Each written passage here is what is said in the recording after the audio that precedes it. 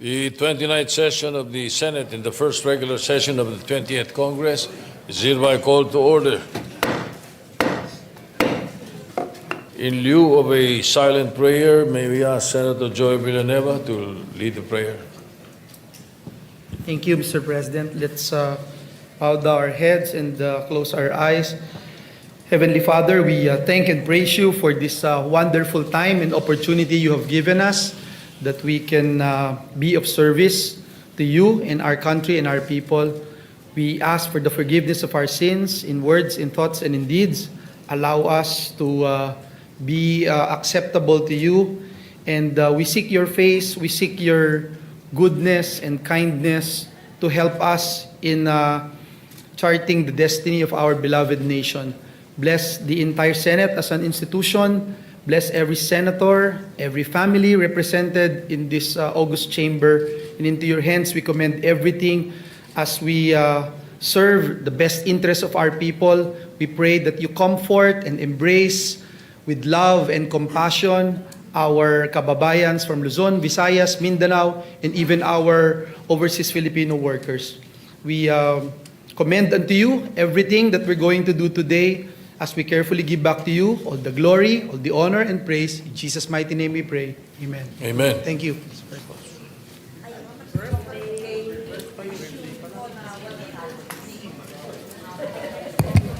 Ilang? 15. 15. The Secretary, please call the roll. Roll call of members. The Honorable Senator Aquino, Senator Cayetano Alan, Senator Cayetano Pia, Senator De La Rosa, Senator Ejercito, Senator Escudero, Senator Estrada, Senator Gatchalian, Senator Go, Senator Ontiveros, Senator Lacson, Senator Lapid, Senator Legarda, Senator Marcoleta, Senator Marcos, Senator Padilla, Senator Pangilinan, Senator Tulfo Erwin, Senator Tulfo Rafi, Senator Villanueva, Senator Villar Camille, Senator Villar Mark, Senator Zubiri. The Senate President is present. With 18 senators present, the chair declares the presence of a quorum. Majority Leader. Thank you very much, Mr. President. Mr. President, before we resume our agenda today, we'd just like to greet, for the record, our super ate of the Senate, no other than Senator Amy Marcos. A happy birthday. May I ask a minute suspension so we can greet her? Session is suspended. Wishing Senator Amy Marcos a very happy birthday.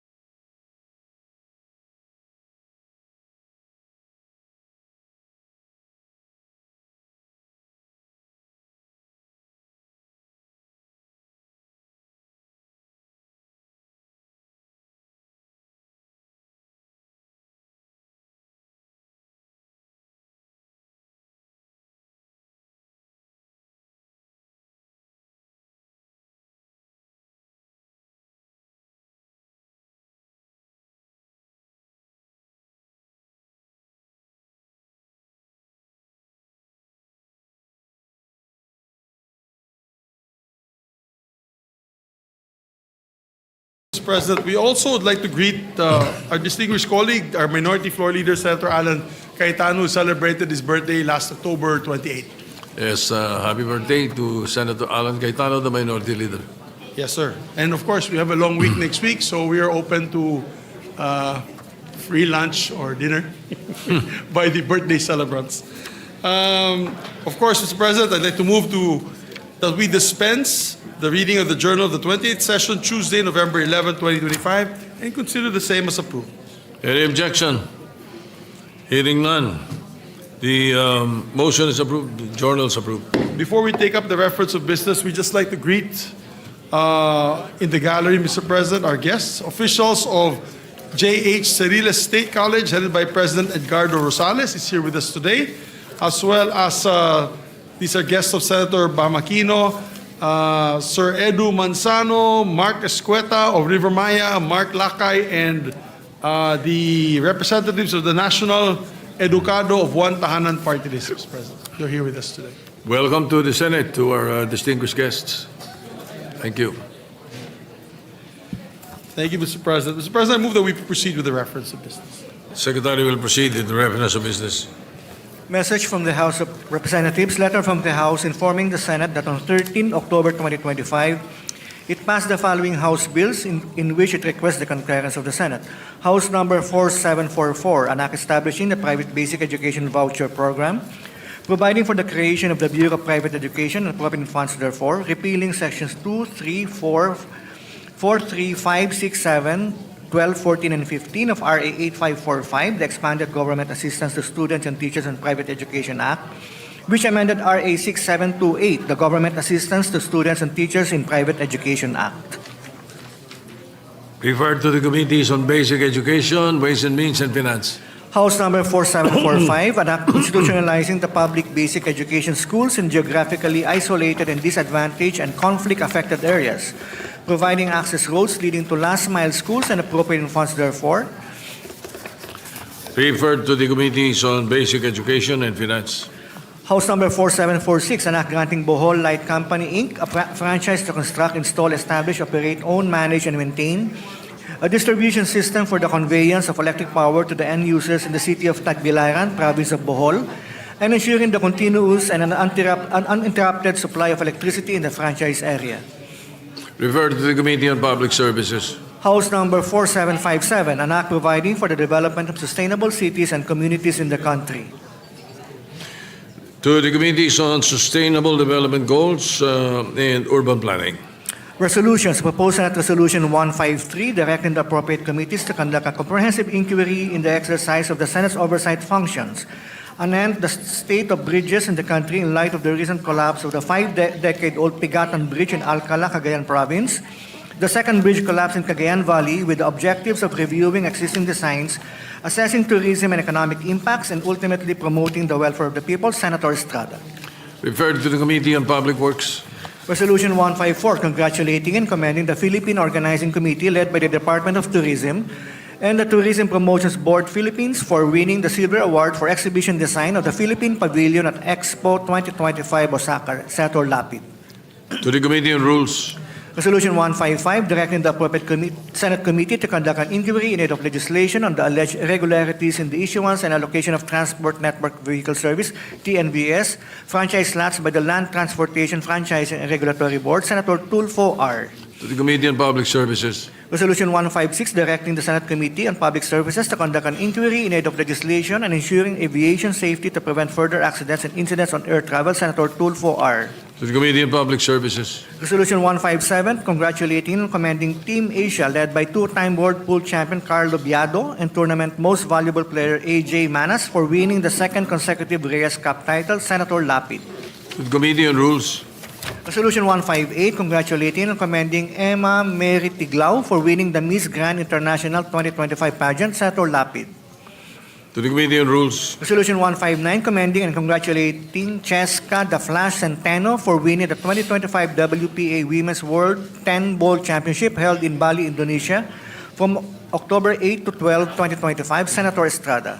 To the Committee on Rules. Resolution 160, directing the Committee on Basic Education to conduct an investigation on the readiness of schools and education infrastructure for earthquakes and other natural disasters with the end view of ensuring that they are structurally sound, well-equipped, and sufficiently prepared to protect students, teachers, and staff during emergencies and to strengthen disaster resilience in the education sector. Senator Aquino. To the Committee on Basic Education. Resolution 161, directing the appropriate Senate committees in the exercise of oversight function to look into the implementation of the revised Armed Forces of the Philippines Modernization Program with the end view of identifying necessary legislative interventions to accelerate the capabilities upgrade and transformation of the AAP into an agile and credible defense force. Senator Estrada.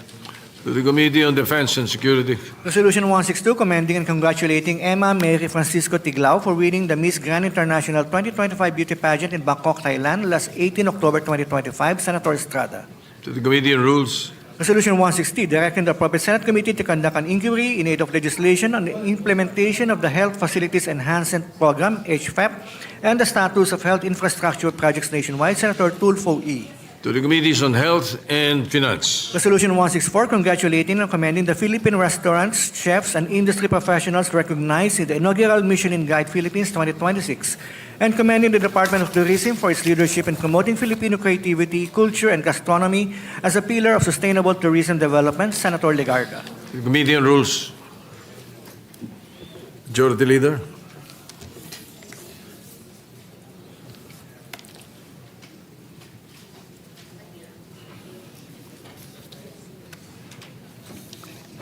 Thank you, Mr. President. Mr. President, while we're waiting the other committee reports to come in for sponsorship before the budget, I believe the good sponsor for the budget, Chairman Sherwin Gatchalian, will sponsor his a bit later as he's still finalizing all the amendments to the committee report. We'd like to consider Senate Bill number 1483 under committee report number 7, Mr. President. Any objection? Hearing none, consideration is in order. This is the act extending the duration of the Second Congressional Commission on Education, amending for its purpose Republic Act 11899. The sponsor of the said measure is Senator Lauren Legarda. May we recognize the sponsor? Senator Lauren Legarda is recognized to sponsor the measure. And there are no members who wish to interpolate. I believe almost everyone is a co-sponsor of this measure. They all know the importance of education, Mr. President. Therefore, if there's no other member who manifests to interpolate, move to close the period of interpolation. Any objection? With the support of the minority also. There being none, the period of interpolation is closed. Thank you, Mr. President. I move to open the period of amendments. I believe the good sponsor has an amendment to propose. Hearing no objection, the period of amendments is open. We still recognize the sponsor and Senator Bam Aquino to propose amendments. You may proceed. Thank you for that, Mr. President. Would you like to start with the committee amendments first? I would introduce my individual amendment to the measure, and I would welcome Senator Aquino's individual amendment as well. May we... Kopya? Bill.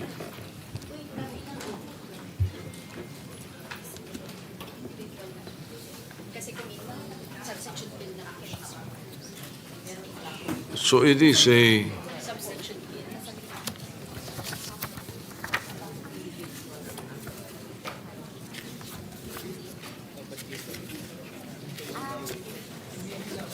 Ano? Ito. 1483. All right. Yes, so this being a substitute bill, therefore we proceed with the individual amendments, and there are no Yes. committee amendments. Committee amendments stands as it is. Yes, You may Mr. proceed, President. Senator Legarda, unless there are anterior amendments. Go ahead. I would welcome the individual amendment of Senator Bam Aquino. Yes, Mr. Would you President. like to wait start with him? Yes. All right, Senator Aquino, go ahead. Thank you, Mr. President. Mr. President, earlier we had an EDCOM meeting regarding the 10-year education plan. And in one of the main areas of discussion was the feeding program. And lumalabas po na yung feeding program hindi lang sa mga eskwelahan, kung hindi pati rin sa mga daycare center. At yung nangangasiwa po doon ay DSWD. And that's the premise of my amendment, Mr. President. And the lady from Antique has said that she would accept this amendment. So on section 2, page 3, line 2. Page 3. Line 2. Yes, Mr. President. Sid. I move to include DSWD, comma, DOH after DepEd, comma. Yes, the amendment is accepted. Thank you. After CHED. Or after check. Yes, so it will read closely with DepEd, CHED, DSWD, DOH, and TESDA, comma. Yes, Mr. President. And what does the sponsor say? Yes, we accept. Any objection? Hearing none, accepted. Thank you, Mr. President. We thank Senator Aquino for this. May I introduce, Mr. President, my proposed individual amendments on page 1, line 13. Delete entire text in paragraph G. Rephrase it to read as follows. Provide strategic direction in the development of policy reforms related to the alignment of curricula, pedagogies, and assessment systems with globally recognized benchmarks and utilization of measurable learning Replace the outcomes to ensure that the quality of Philippine education, both public and private, meets international standards. Semicolon. Therefore, removing the entire letter G and replacing it with that. Yes, Mr. President. Any objection? Hearing none, accepted. Thank you. On page 2, Approved. line 6, paragraph H, delete the phrase determine end. In lieu thereof, insert the phrase develop long-term and sustainable solutions to. Paragraph H shall now be read as follows. Develop long-term and sustainable solutions to address challenges and gaps in school infrastructure, learning resources, and the qualification, training, and professional development of teachers and school leaders to provide safe, inclusive, and effective learning environments for all learners, semicolon, end. It proceeds. Any objection? Hearing none, the amendment's approved. Thank you, Mr. President. On the title of the bill, delete the word duration. Are and there no replace- other amendments in the bill before we go to the title? No other amendments. No further amendments from any of the members of the House. All right, so you may proceed with the title. On the title of the bill, delete the word duration, replace with the word term. The new title shall now read as follows: An act extending the term of the Second Congressional Commission on Education, amending for the Purpose Republic Act number 11899, otherwise known as the Second Congressional Commission on Education, EDCOM 2 Act. I Any submit. objection? Yes. Hearing none, the amendment's approved. Mr. President, that is all for my individual amendments. We thank the body for their support, and I think all the members of the chamber wish to be co-authors of this very important measure. Yes. I so move, Mr. Therefore, President. yes, any objection? Motion's approved. Thank you. Mr. President, with that, I move to approve on second reading Senate Bill number 1483 under Committee Report number 7. Any objection? Hearing none, Senate Bill 1483 is approved on second reading. Thank you. We'd like to move to suspend consideration of the measure and congratulate the sponsor for ably sponsoring the measure, Mr. President. Move to suspend lang the consideration of the measure. The motion's approved. The consideration of the measure is suspended. Okay na? Thank Thanks. you, Mr. President. Mr. President, next on the agenda, we'd like to transfer from the calendar of ordinary businesses to the calendar from the calendar of special orders. Senate Bill number 254 under Committee Report number 9. I so move, Mr. President. Any objection? Hearing none, the bill is transferred. May we ask the Secretary to read the title of the measure? Secretary will read the title of the measure. The title of the bill, without prejudice to inserting into the records the text, of the whole text thereof. An act penalizing selective, discretionary, and discriminatory acts in the delivery of social protection programs.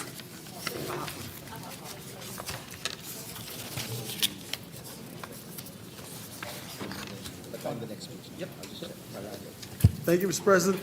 Mr. President, to sponsor the measure, we'd like to recognize our distinguished colleague, Senator Erwin Tulfo, for his sponsorship speech. Senator Erwin Tulfo is recognized to sponsor the measure. Thank you, Mr. President. Thank you, Majority Leader. Mr. President, my dear colleagues, I stand before you today to sponsor and humbly seek your support for the passage of Senate Bill number 254 under Committee Report number 9, an act penalizing selective, discretionary, and discriminatory acts in the delivery of social protection programs. This is a measure that seeks to uphold one of the most fundamental values enshrined in our Constitution: equal access to government services, especially for the poor, the marginalized, and the most vulnerable in our society. Social protection programs, Mr. President, such as financial assistance, medical assistance, livelihood programs, and other relief assistance programs are lifelines for millions of Filipino families. And yet, time and time again, we hear reports and see evidence of these services being treated as political tool, Mr. President.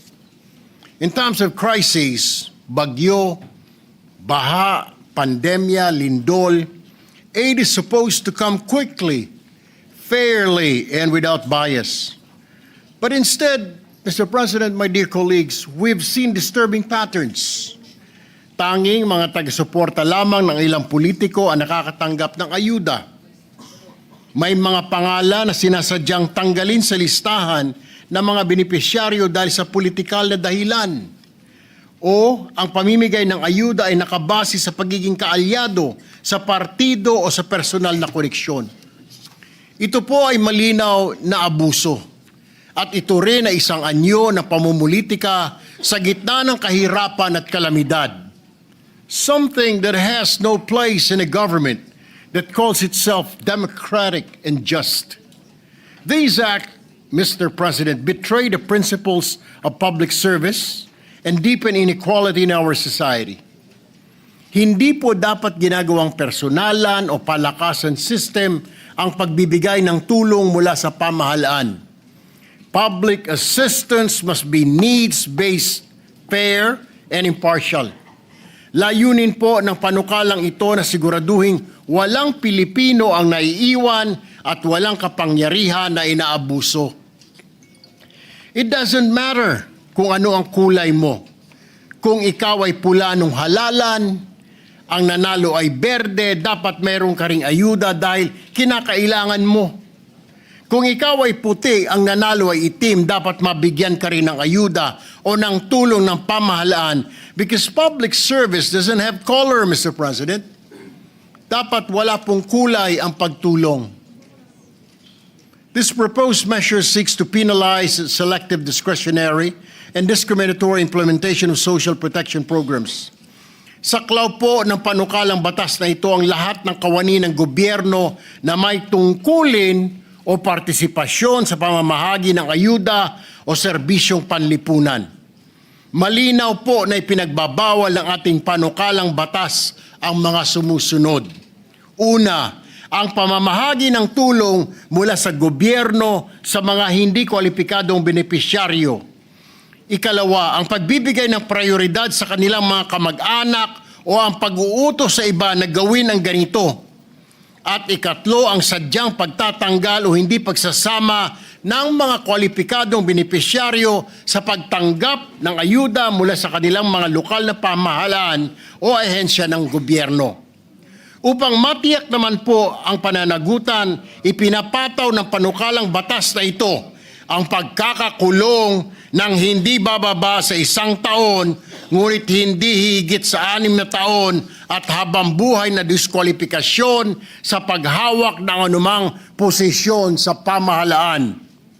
Ang layunin po ng panukalang batas na ito ay simple lang: wakasan ang pamumulitika sa pagbibigay ng ayuda, Ginoong Pangulo. Hindi po ito makatarungan at higit sa lahat, hindi po ito makatao. When we allow politics, Mr. President, to sip into the distribution of social support, we distort the very purpose of government, which is to serve all, not just a few of chosen few. Let us build a culture of fairness, accountability, and dignity in governance. I humbly urge my colleagues to support the immediate passage of this measure to ensure that every Filipino, regardless of political color, race, or religion, is given the support they need when they needed it most. Maraming salamat po, Ginoong Pangulo. Thank you very Thank much, you. Mr. President. Majority Leader, yes. Mr. President, to allow our colleagues to study this further, unless there are other co-sponsors, I move to suspend consideration of the measure. Any objection? Hearing na, Senator Padilla, raising your Oh, my hand. apologies, it's not he, yes. Senator We'd Robin like to recognize Padilla Senator is recognized. Robin Hood Padilla. Before we act on the motion. Maraming salamat po. Maraming salamat po, Ginoong Pangulo, at sa ating pinunong mayurya. Assalamualaikum. Magandang araw po. At sa lahat po ng ating kagalang-galang kasama sa Senado.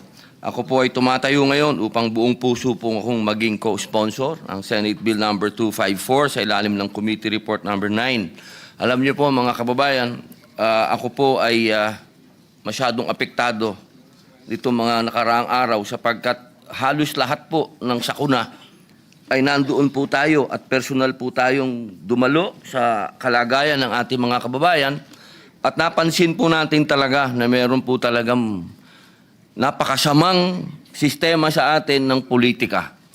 Na kapag usapin na po ng politika, namimili na po tayo kung sino ang bibigyan, kung sino hindi bibigyan. Hindi po talaga makatarungan. Kaya ako po ay sumusuporta sa panukala na ito sapagkat kailangan po natin ito. Hindi naman po tayo kailangan ng magpaliwanag pa dito dahil nung nakaraan lamang pong kampanyahan, umulan ng ayuda sa napakaraming lugar. Pero nung dumating po ang bagyo at baha, hindi po natin makita kung nasaan yung mga ayuda na yan. Kaya po sana, mga mahal kong kasama, pabilisin po natin itong panukala na ito upang managot ang mga politiko na ginagamit pong kasangkapan, ginagamit na kapangyarihan, at ginagamit po nilang weapon nito para po takutin yung ating mga kababayan at pahirapan pa. Yun lamang po, maraming salamat po sa inyong lahat. Thank you. Majority Leader. Thank you, Mr. President. With that, I move to suspend consideration of the measure. Hearing no objection, the consideration of the measure is suspended. Yes, we'd just like to also put on record, Senator Christopher Go would like to be made the co-sponsor of this measure, and the sponsorship speech will be inserted into the record for Senate Bill number 254. So inserted into the records. Thank you, Mr. President. Mr. President, I believe for the other sponsorship, we'll need an additional reference of business. Is it ready to the Secretariat? May I ask for a minute suspension, Mr. President? Do we get the additional reference of business? Yes, I understand that the committee reports are being filed as we speak, so Yes, sir. you wish a suspension. Yes, Any sir. objection? Hearing none. Session is suspended.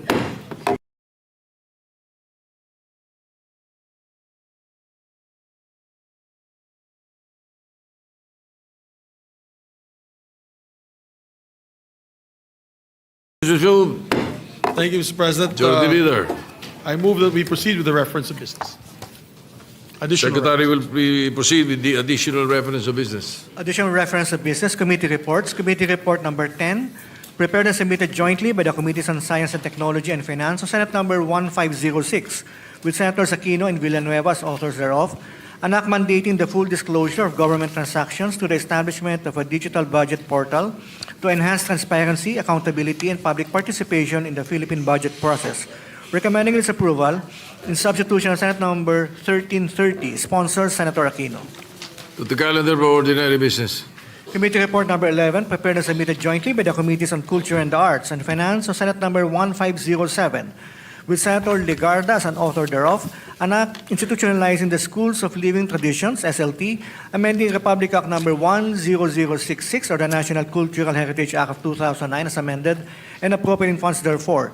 Recommending approval in substitution of Senate Number 820, sponsor Senator Legarda. To the calendar of ordinary business.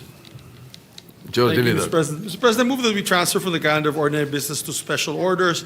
Committee Report Number 10 under Senate Bill Number 1506. Any objection? Hearing none, so transferred. We ask the Secretary, Mr. President, to... Secretary will read the title of the measure and directed to, without of course prejudice, to inserting into the records the whole text of the measure. Go ahead. An act mandating the full disclosure of government transactions to the establishment of a digital budget portal to enhance transparency, accountability, and public participation in the Philippine budget process. Mr. President, to sponsor the measure, may we recognize our distinguished colleague, no other than Senator Bam Aquino, Mr. President. Senator Bam Aquino is recognized to sponsor the measure. Maraming salamat, Mr. President, Mr. Majority Leader, mga kasama. Mr. President, mga kababayan at kapwa ko Pilipino, magandang hapon po. The Committee on Science and Technology is pleased to present Senate Bill 1506 under Committee Report Number 10, otherwise known as an act mandating the full disclosure of government transactions through the establishment of a digital budget portal to enhance transparency, accountability, and public participation in the Philippine budget process, also known as the Citizens Access and Disclosure of Expenditures for National Accountability Act or the Cadena Act. Nais rin po natin pasalamatan ang maraming sumuporta sa pagbuo ng ating panukalang batas. Nasa halos 250 po ang nakausap po natin mula sa government agencies kasama ang DBM, DICT, DOF, DOJ, DOST, SEC at BSP, kasama po ang mga private sector groups, businesses, tech groups, startups at marami pang iba. Kasama na rin po yung mga individual na nag-email at nakipag-ugnayan po sa amin. Pagkatapos po ng mga hearing, technical working group, roundtable discussion at konsultasyon sa mga eksperto mula sa gobyerno, pribadong grupo at NGO, naging Cadena Act na po ang Blockchain the Budget Bill. We rise today to sponsor this bill at a time when public trust is at an all-time low and allegations of corruption are at an all-time high. Kahapon po, pinag-usapan natin ang classroom gap na 165,000 at ang 22 lang na classroom na naitayo ng DPWH. Taon-taon na lang pong naghihirap ang mga Pilipino dahil taon-taong ding nararamdaman ng ating mga kababayan ang epekto ng substandard, unfinished at ghost project. Tuwing hinahagupit po ng bagyo at habagat, binibigyan diin po ng mga baha ang pagkukulang na dulot ng korupsyon. Kaya po nung Hulyo, isa po tayo sa mga unang nanawagan na imbestigahan ang flood control project. At sabi ko nga po, hindi na to flood control, flood out of control na po yun nangyayari. At ngayon, nais ko pong ulitin, ang nabulatlat na issue ng flood control ay kung gaano kalalim at kalawak ang pagkabulok ng mga sistema ng ating gobyerno at kung paano ginagawang normal ang korupsyon. Ang mahalaga at kakaiba po sa nangyari at naging papel ng taong bayan, sila po mismo ang naging investigador. Sila po yung naglantad ng iba't ibang mga bagay na naging viral sa social media. At kung hindi po nagsariling kusa ang mga Pilipino, hindi siguro natin malalaman kung gaano kalala ang problemang ito. Yung problema po ng Pilipinas ay korupsyon at yung sistemang nagpapalalim ng sugat ng korupsyon sa ating bayan. In the past, nagkaroon rin po ng mga hakbang sa pagsulong ng transparency sa ating gobyerno. Nandyan po ang Freedom of Information Act na sinusulong ni Senator Robin Padilla na siyang sinusuportahan po natin. Nagkaroon din ng Full Disclosure Bill na hindi po napasa pero hinain rin in previous Congresses. At ngayon po, sa panahon ng budget, isang hakbang na naaayon sa kadena ay ang pagsasapubliko ng 2026 budget documents. At nagpapasalamat po tayo kay Chairperson Win ng Finance sa kanyang inisyatibo sa bagong Senate Transparency Portal na pwedeng i-access ng taong bayan. Nagpapasalamat din po kami sa inyo, Mr. President, sa bagong Senate website na ginagawang mas madaling mahanap ng taong bayan ang impormasyon tungkol sa mga batas at nagawang trabaho natin dito po sa Senado. At nung hearing ng DPWH, nangako po si Secretary Vince Dizon na gagawa rin ang DPWH ng sariling transparency portal nila para mabantayan ang mga proyekto ng ahensya. Importante po ang mga hakbang na ito dahil alam po natin na ang transparency ang pinakamalakas na sandata laban sa korupsyon. Sabi nga po, sunlight is the best disinfectant. Kung lahat ng impormasyon ay nakalabas at madaling ma-access ng taong bayan, matitigil po ang korupsyon sa ating bansa. Dalawa po yung mahalagang probisyon sa ating panukalang batas na nagpapalakas sa transparency. Una, ang full disclosure of documents. Sa Kadena Act, lahat ng national government offices and entities required po na mag-record at mag-publish ng impormasyon at datos na may kaugnayan o konektado sa ating national budget at sa pera ng bayan. Lahat po ng dokumento kasama po sa budget planning and preparation, budget legislation and authorization, budget execution and fund management, procurement process, contract management, revenue collection generation ay dapat po naka-upload sa kadena.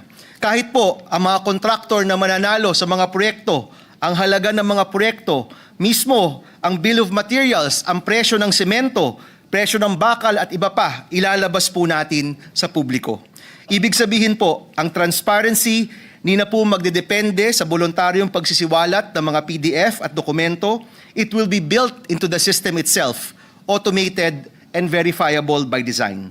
Wala na pong dokumentong susunugin o mawawala na lang bigla. Lahat po makikita ng taong bayan. Tunay na ang pera ng bayan mababantayan. Pangalawa, lalagyan po natin ng pangil ang Kadena Act. Kung may mga dokumento na hindi po ipapublish ng ahensya sa kanilang website o sa Kadena platform, sa loob ng 7 araw, meron pong administrative penalty. At kung pagkatapos ng 30 araw, hindi pa rin naisa sa publiko ang kontrata, bill of materials o kahit anumang minandatong dokumento ng batas, magiging criminal offense po ito. Makukulong ang isang individual na nag-upload ng false or misleading budget-related information at ang probisyon na ito na penalty ay para panigurado na hindi po garbage in, garbage out ang mangyayari sa kadena. Ibig sabihin po, wala pong takas dito. Mr. President, sinisigurado ng Kadena Act na bababantayan ng taong bayan ang pinaghirapan nilang buwis at malalaman ng sambayan ng Pilipino kung paano ginagastos ang kaban ng bayan. Kaya sigurado po ako na ang tanging matatakot lang sa kadena ang mga kurakot na meron pong tinatago. Bilang inyong Committee Chair for Science and Technology, meron din pong technological solution na napakahalagang aspeto ng kadena. Meron po tayong 5 katangian o standards para sa teknolohiyang gagamitin ng Kadena Act. Ito po ay ang 5 ito. Structured digital format, traceable, open source, tamper-resistant, at interoperable. Ano po yung mga to? Ang standards pong ito ay para po sa pag-access, higit na pag-unawa, at sa pagbusisi ng taong bayan sa ating budget. Una, dapat lahat ng dokumento na isa sa publiko ay nasa structured digital format. Ibig sabihin po, dapat nag-comply with open data standards at machine-readable data format. Pangalawa, dapat traceable ang lahat ng impormasyon sa kadena. Ibig sabihin, makikita po ang daloy ng pera, ang transformation ng budget at ang destinasyon ng ating buwis. Pangatlo, open source ang technology. Ibig sabihin po, pwedeng busisiin ng publiko ang source code at hindi po tayo malalock in sa mga particular na vendor or supplier.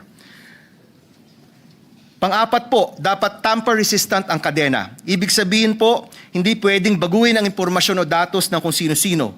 Protektado po dapat laban sa unauthorized alteration. At kung merong lehitimong rason kung bakit dapat maiba o mabago ang information, dapat po merong information trail na makikita.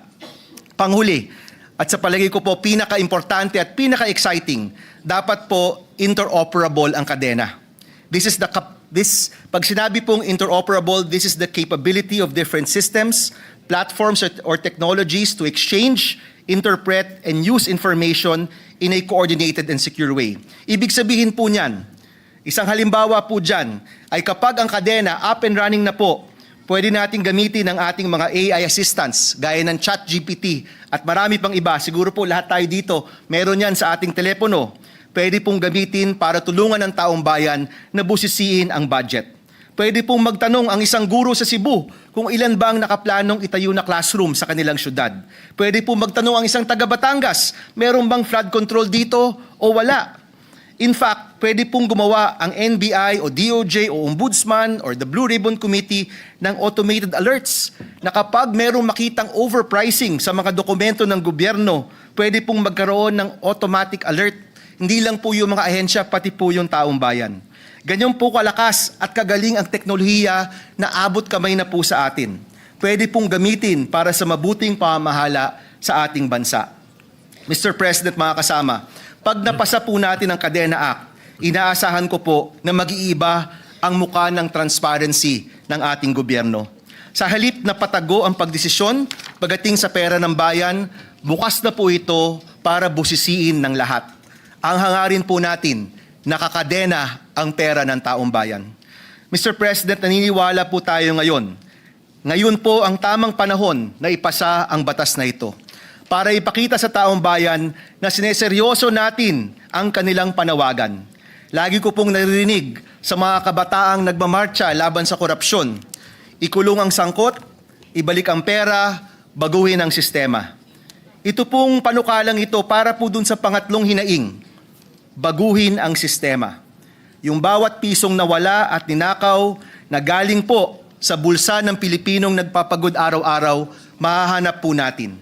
Dahil pera po ito ng pamilyang gutom at tinatangay ng baha at ng mga batang walang silid-aralan, ng mga nagsusumikap sa kakarampot na sahod at ng mga Pilipinong naghahangad lang ng Pilipinas na hindi sila nakawan kung hindi ipaglaban. Ito po ang pera ng taong bayan na kailangan pong pangalagaan. Ipasa po natin ang Kadena Act. Gumawa po tayo ng bagong sistema na mababantayan ang pera ng bayan. Pera na pinagkitiwala po sa atin ang gobyerno ng taong bayan. Muli po, Mr. President, nananawagan po tayo. Sana po masuportahan natin ang Kadena Act. Ito po'y tugon sa hinaing ng taong bayan ngayon, isang paraan kung saan maibibigay po natin ang hinahanap ng taong bayan.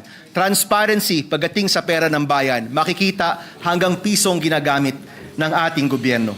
For transparency, accountability, and a government that Filipinos can finally trust, Mr. President, suportahan natin ang Kadena Act. Maraming salamat, Mr. President, at maraming salamat po sa mga kababayan po natin at sa mga kasama po dito. Thank you Yes, po. Your Honor, Senator Aquino, I will be honored to be a co-author or a co-sponsor of the measure. Thank you, Mr. President. Same with Senator Pangilinan. I'd also like to thank Senator Pangilinan, Senator Villanueva, who's already expressed his intention to be co-author, Senator Jinggoy, Senator JV, and Senator Go, and I think Senator Robin as well, and Senator Tulfo. Maraming salamat, Mr. President. Thank you. All right, the Senator Jack Sparrow, you are recognized. Yes, Mr. President, Senator Robin Hood Padilla would like to co-sponsor the measure. I move that he be recognized. Senator Robin Padilla is recognized. Maraming salamat po, Ginoong Pangulo, at sa ating pinunong mayurya. Assalamualaikum warahmatullahi wabarakatuh. Magandang araw po uli. Ako po ay tumatayo ngayon upang ipahayag po ang aking pakikibaka, matikas, maalab na kagustuhan na maging co-sponsor ng panukalang batas na isinusulong ng aking kaibigan, Senator Bam Aquino. Ang Senate Bill number 1506 sa ilalim ng Committee Report number 10, Kadena Act o Blockchain the Budget Act. Isang panukalang magtatayo ng digital budget portal na magbubukas sa buong bayan ng lahat ng transaksyon ng gobyerno. Ginoong Pangulo, matagal na pong hinaing ng sambayanan ang tanong, saan ba napupunta ang pera ng bayan? Ilang dekada na po tayong nabubuhay sa kakulangan ng datos at katiyakan. Sa pamamagitan po ng kadena, makikita at masusundan ng bawat Pilipino ang bawat galaw ng pondo ng gobyerno. Nakalag, may petsa at may pirma at hindi basta-basta mababago o mapagsisinungalingan. Alam nating lahat na isa sa pinakamalaking suliranin ng ating bansa ay ang kultura ng pagiging reactionary.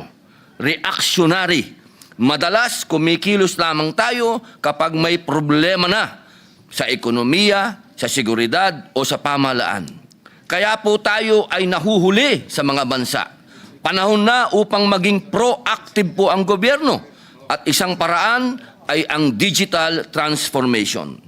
Hindi na sapat ang papel at lumang sistema. Dapat na nating yakapin ang technology upang buwagin ang tinatawag ng ilan na professionalismo sa korupsyon. Ang tanging paraan para matapos ay ang paggamit ng makabagong sistema na tapat, malinaw at maaaring suriin ng mamamayan. Tunay ngang naaangkop ang pangalan ng batas na ito. Citizens Access and Disclosure of Expenditures for National Accountability Act o KADENA, na kumakatawan sa kadena ng datos na nag-uugnay sa bawat dokumento, resibo at proyekto upang hindi maputol ang kwento ng pera ng bayan. Ang kadenang ito ay magdurugtong din sa pamahalaan at mamamayan bilang bigkis ng pagtitiwala. Taong 2015 po, nung una po akong ma-expose sa blockchain bilang panlaban sa terorismo. Ito po ang ginamit ng maraming bansa upang mapuksa ang mga terorista. Taong 2023 naman po nung ako ay maimbitahan sa isang blockchain forum kung saan aking nabanggit na ang hinaharap ng mundo ay digital, kaya't ang pamahalaan ay dapat maging digital. The world is going digital and our government should digitalize. Dapat tayong sumabay, hindi magpahuli. Ang technology gaya ng blockchain at open data systems ay makatutulong hindi lamang sa gobyerno, kundi pati sa maliliit na negosyo sa pamamagitan ng digital access. Nabibigyan natin ng patas na pagkakataon ang bawat Pilipino na makilahok sa ekonomiya ng mundo. Hindi na po dapat ito pagtalunan. Dahil ito po ay ginagamit na ng maraming bansa na gustong baguhin ang kanilang gobyerno at ang baguhin ang kanilang sistema. Kaya ako po ay buong puso pong sumusuporta sa KADENA Act ni Senator Bam Aquino at sa lahat po ng inisyatibong nagtutulak ng malinis, makabago at bukas na pamahalaan. Maraming salamat po. Majority Leader. Yes, Mr. President, Senator Joel Villanueva is seeking the floor for a manifestation and to co-sponsor the measure. I move that he be recognized. Senator Joel Villanueva is recognized. Thank you, Mr. President. Thank you, Majority Leader. Mr. President, esteemed colleagues, it is my honor and privilege to co-sponsor Senate Bill number 1506 under Committee Report number 10, or the Citizen Access and Disclosure of Expenditures for National Accountability, or KADENA Act. We thank our distinguished colleague, our friend, brother, sponsor, the hardworking chairperson of the Committee on Science and Technology, Senator Bam Aquino, for this landmark piece of legislation, which is a bold step, Mr. President, towards ensuring transparency, accountability, and public participation in the management of our nation's resources. Bilang isa sa mga co-author ng manukalang batas na ito, Mr. President, masasabi po natin that for too long, the processes surrounding our national budget have been shrouded in complexity, making it difficult for ordinary citizens to understand how public funds are allocated, how public funds are spent and managed. The KADENA Act addresses this by establishing a digital budget portal that will make government transactions accessible, traceable, and tamper-resistant. It will empower our citizens to scrutinize every peso spent, fostering trust in public institutions and deterring corruption. This bill is not just about technology, Mr. President. It's about transforming governance. By leveraging cutting-edge tools like distributed ledger technology and open-source systems, KADENA will ensure data integrity, interoperability, and security. It will provide real-time access to budget data, link disbursements to outcomes, and create channels for citizen feedback, making governance truly participatory. Moreover, Mr. President, the KADENA Act is a commitment to the Filipino people, a promise that their hard-earned taxes will be managed with honesty and integrity. It is a declaration that public funds belong to the people and must be used for their benefit, not for personal gain or corruption. Ginoong Pangulo, tayo na po ang magbukas ng daan tungo sa isang pamahalaang mas tapat, mas responsable at mas inklusibo. Sama-sama po nating itaguyod ang isang kinabukasan kung saan ang bawat Pilipino ay may kapangyarihang managot ang kanilang mga pinuno at masiguro na ang yaman ng taong bayan ay ginagamit upang itaas ang antas ng pamumuhay at magpatatag ng isang mas matibay na bansa. Higit po sa lahat, Ginoong Pangulo, tayo'y natutuwa dito sa panukalang batas na ito sapagkat ito po'y magiging armas. Magiging armas po ito ng mga inosente na ginagamit o minsan ay ginagamit ng mga sindikato sa kanilang mga illegal na operasyon. Again, we wish to thank our good colleague, Senator Bam Aquino, for allowing us to co-sponsor the measure and we look forward to its immediate passage. Maraming salamat po, Ginoong Pangulo, at pagpalain tayong lahat ng ating Panginoong Diyos. Majority Leader. Yes, Mr. President, Senators Go, Pangilinan, this representation would like to be made co-sponsor. Request that our co-sponsor speeches on Senate Bill number 1506 or that the Cadena Act be inserted to the records, Mr. Yes, President. it will be inserted into the records. Yes, likewise, Senator Tulfo and Estrada. All right, so inserted. Mr. President, I move that we suspend consideration of Senate Bill number 1506. Any objection? Hearing none, consideration of the measure is suspended. Mr. President, I move that we transfer from the calendar for ordinary business to the calendar for Special Orders Committee Report number 11 on Senate Bill number 1507. This is the bill institutionalizing the schools of living tradition. So move, Mr. President. Any objection? Hearing none. Measure is transferred. Mr. President, I move that we consider Senate Bill number 1507 under Committee Report number 11. Any objection? Hearing none, consider measure is in order.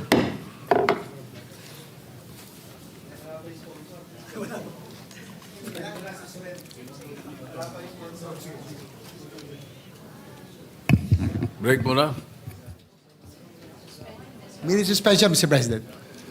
Session is suspended for 1 Senate minute.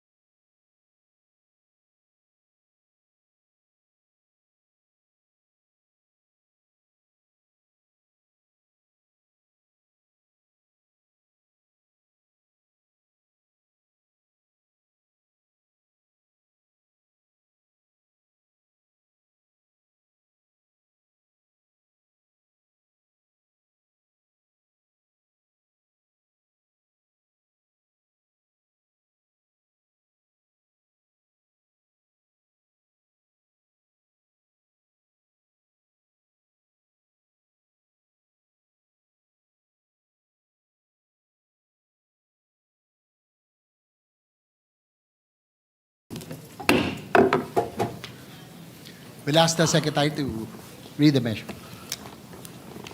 The Secretary will read the title of the measure without prejudice to inserting into the records the whole text. An act institutionalizing the Schools of Living Traditions, SLT, amending Republic Act number 10066 or the National Cultural Heritage Act of 2009 as amended and appropriating funds therefore. I move that we recognize the sponsor, Senator Lauren Legarda, the chairperson of the Committee on Culture and the Arts. So move, Mr. President. Senator Lauren Legarda is recognized to sponsor the measure. Thank you, Mr. President, distinguished colleagues. Our nation's soul is intricately woven through songs, stories, designs, and crafts. Across our archipelago, you can hear the rhythmic melodies of the hudhud chants of the Ifugao, the enchanting kulintang of the Maguindanao, and witness the delicate craftsmanship of piña weaving in Aklan. Each rhythm, each pattern carries the living memory of our ancestors, an enduring expression of our identity, our resilience, and our collective spirit.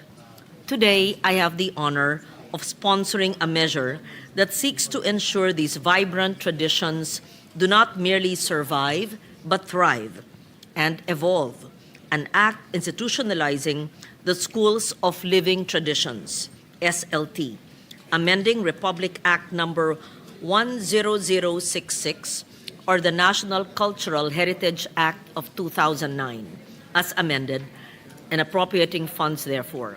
In 2021, the Schools of Living Traditions was inscribed in the UNESCO Register of Good Safeguarding Practices, recognizing its community-driven approach to safeguarding intangible cultural heritage.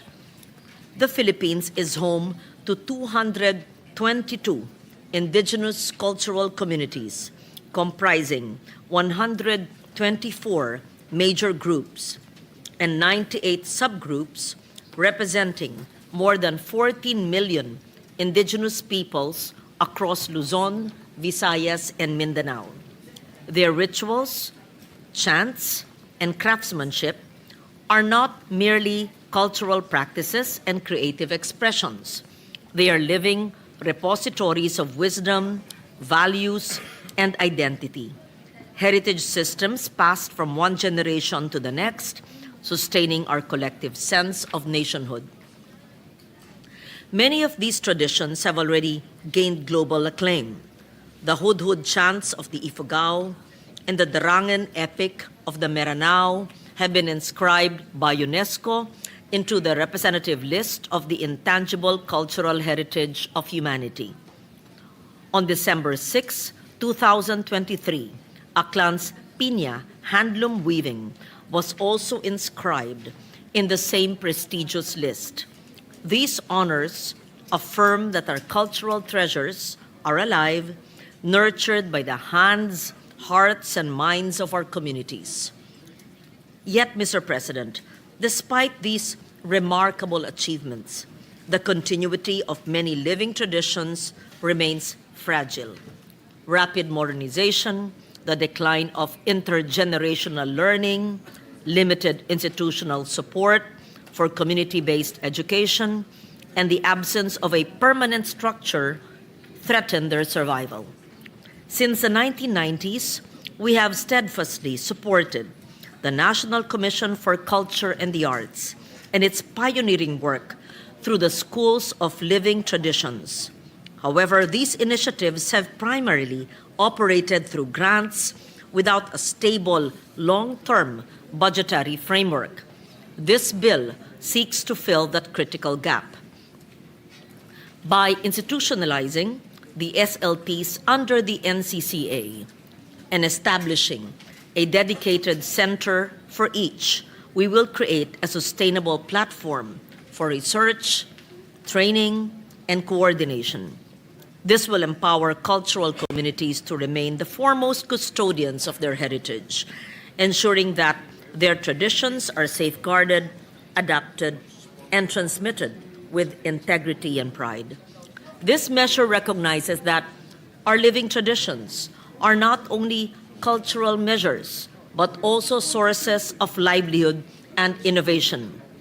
Through SLTs, traditional crafts and practices can be integrated into the creative economy and tourism industries, linking heritage to inclusive growth.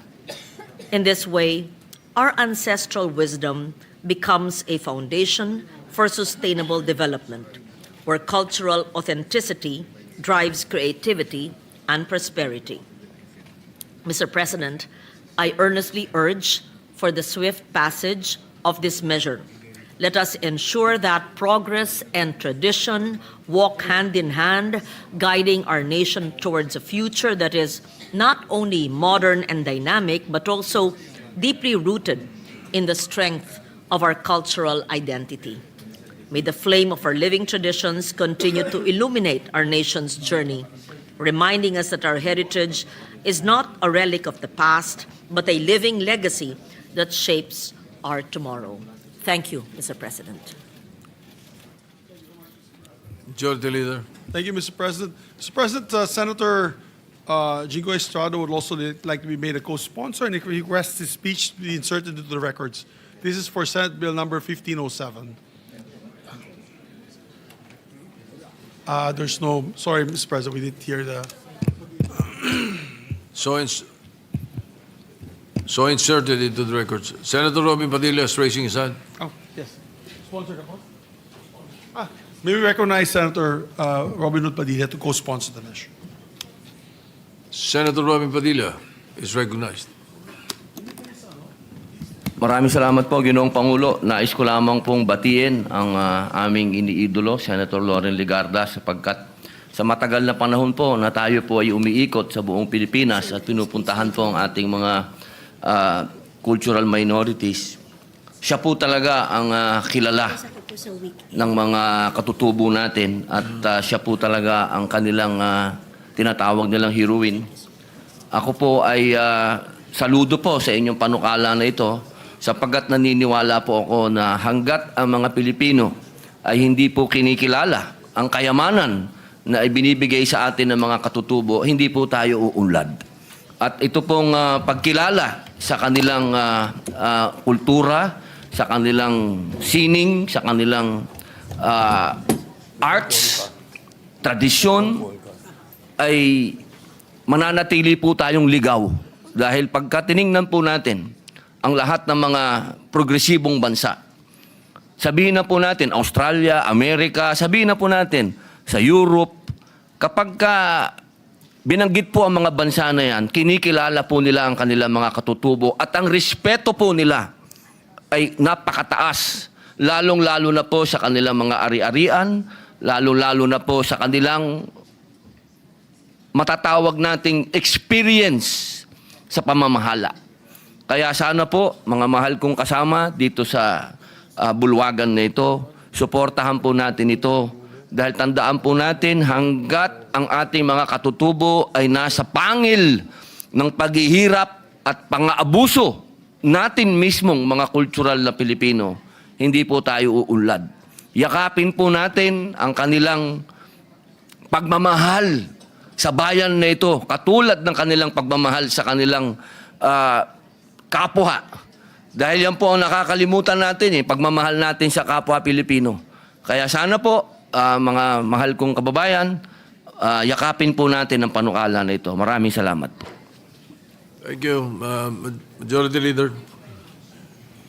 Maraming salamat, Mr. President, to our distinguished colleague, Senator Robin Hood Padilla. With that, Mr. President, I move to suspend consideration of the measure to allow our colleagues to study the measure further. Any objection? Hearing none, consideration of the measure is suspended. While we are awaiting several bills, Your Honor, to be filed with the bills and index and subsequently be read for official business, may we ask for a minute suspension, Mr. President? Session suspended, Mr. What, a President. Senate minute or real One Senate suspension? minute, Mr. President. 1 Senate minute. Session is suspended.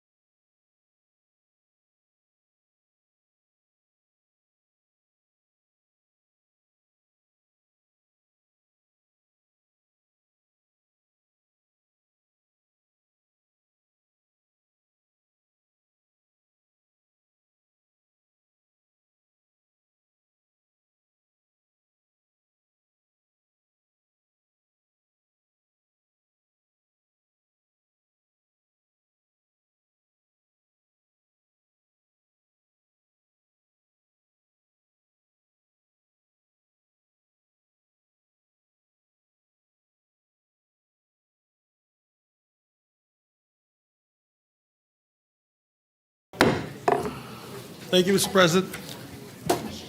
Mr. President, I move for the second additional reference of business. Second additional reference of business, the Secretary will proceed. Second additional reference of business committee reports. Committee report number 12, prepared and submitted jointly by the Committees on Health and Demography and Finance on Senate number 1508 with Senators Ontiveros, Cayetano P. Estrada, and Ejercito as authors. An act authorizing the Department of Health to set and approve the bed capacity and service capability of all DOH hospitals.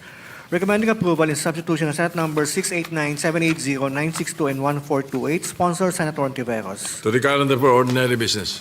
Committee report number 13, prepared and submitted jointly by the Committees on Health and Demography, Ways and Means, and Finance on Senate number 1509 with Senators Villar M., Lapid, Estrada, Go, Legarda, Tulfo E., Zubiri, Ontiveros, Tulfo R., and Villanueva as authors. An act establishing the Philippine Geriatric Center, defining its purposes and objectives and appropriating funds therefore. Recommending approval in substitution of Senate numbers 256, 319, 383, 411, 461, 511, 596, 1197, 1302, and 1320. Sponsor, Senator Ontiveros. To the calendar for ordinary business. Committee report number 14, submitted jointly by the Committees on Health and Demography, Social Justice, Welfare, and Rural Development, and Finance on Senate number 1510 with Senators Tulfo R. and Ontiveros as authors. An act establishing a National Health Service Outreach Program for senior citizens and indigent persons with functional disabilities, providing for interagency and local government coordination and providing funds therefore. Recommending approval in substitution of Senate number 712 and 1417. Sponsor, Senator Ontiveros.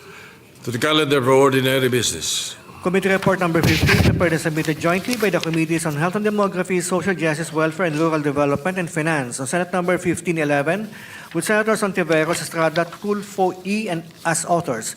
An act strengthening the protection of patients against hospital detention on grounds of non-payment of hospital bills or medical expenses and providing stiffer penalties for violations thereof. Amending for the purpose RA 9439, an act prohibiting the detention of patients in hospitals and medical clinics on grounds of non-payment of hospital bills or medical expenses.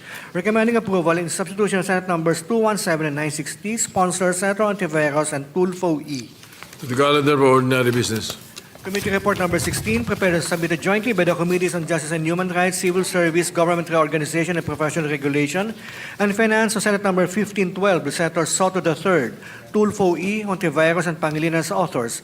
An act creating an independent People's Commission to investigate anomalies in all government infrastructure projects, defining its powers and functions, appropriating funds therefore, and for other purposes. Recommending approval in substitution of Senate number 1215, sponsor Senator Pangilinan. Approved on second reading. No, I mean to the calendar for ordinary business. Yes. Mr. President, I move that we transfer from the calendar of ordinary business to special orders Senate Bill number 1509 under Committee Report number 13. I so move, Mr. President. Any objection? Hearing none, the motion is approved. So transferred. I move that we ask the Secretary to read the title of the measure, Mr. President. The Secretary is directed to read only the title of the bill without prejudice to inserting into the records the whole text thereof.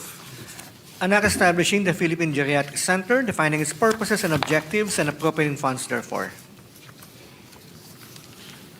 Thank you, Mr. President. Mr. President, I move to recognize the sponsor, no less than our hardworking Deputy Majority Leader, Senator Risa Ontiveros, to sponsor the measure. Senator Risa Ontiveros is recognized to sponsor the measure. Salamat po, Mr. President. Mr. President, distinguished colleagues, magandang hapon sa inyong lahat. I rise to sponsor a measure that seeks to establish a tertiary specialty hospital for geriatric care under the direct control and supervision of the Department of Health, the Philippine Geriatric Center. Together with Senators Mark Villar, Lito Lapid, Jinggoy Estrada, Bongo, Loren Legarda, Erwin Tulfo, and Majority Leader Mig Zubiri, we recognize the urgent need to respond to the healthcare challenges of our senior citizens and the rapidly aging population of our country.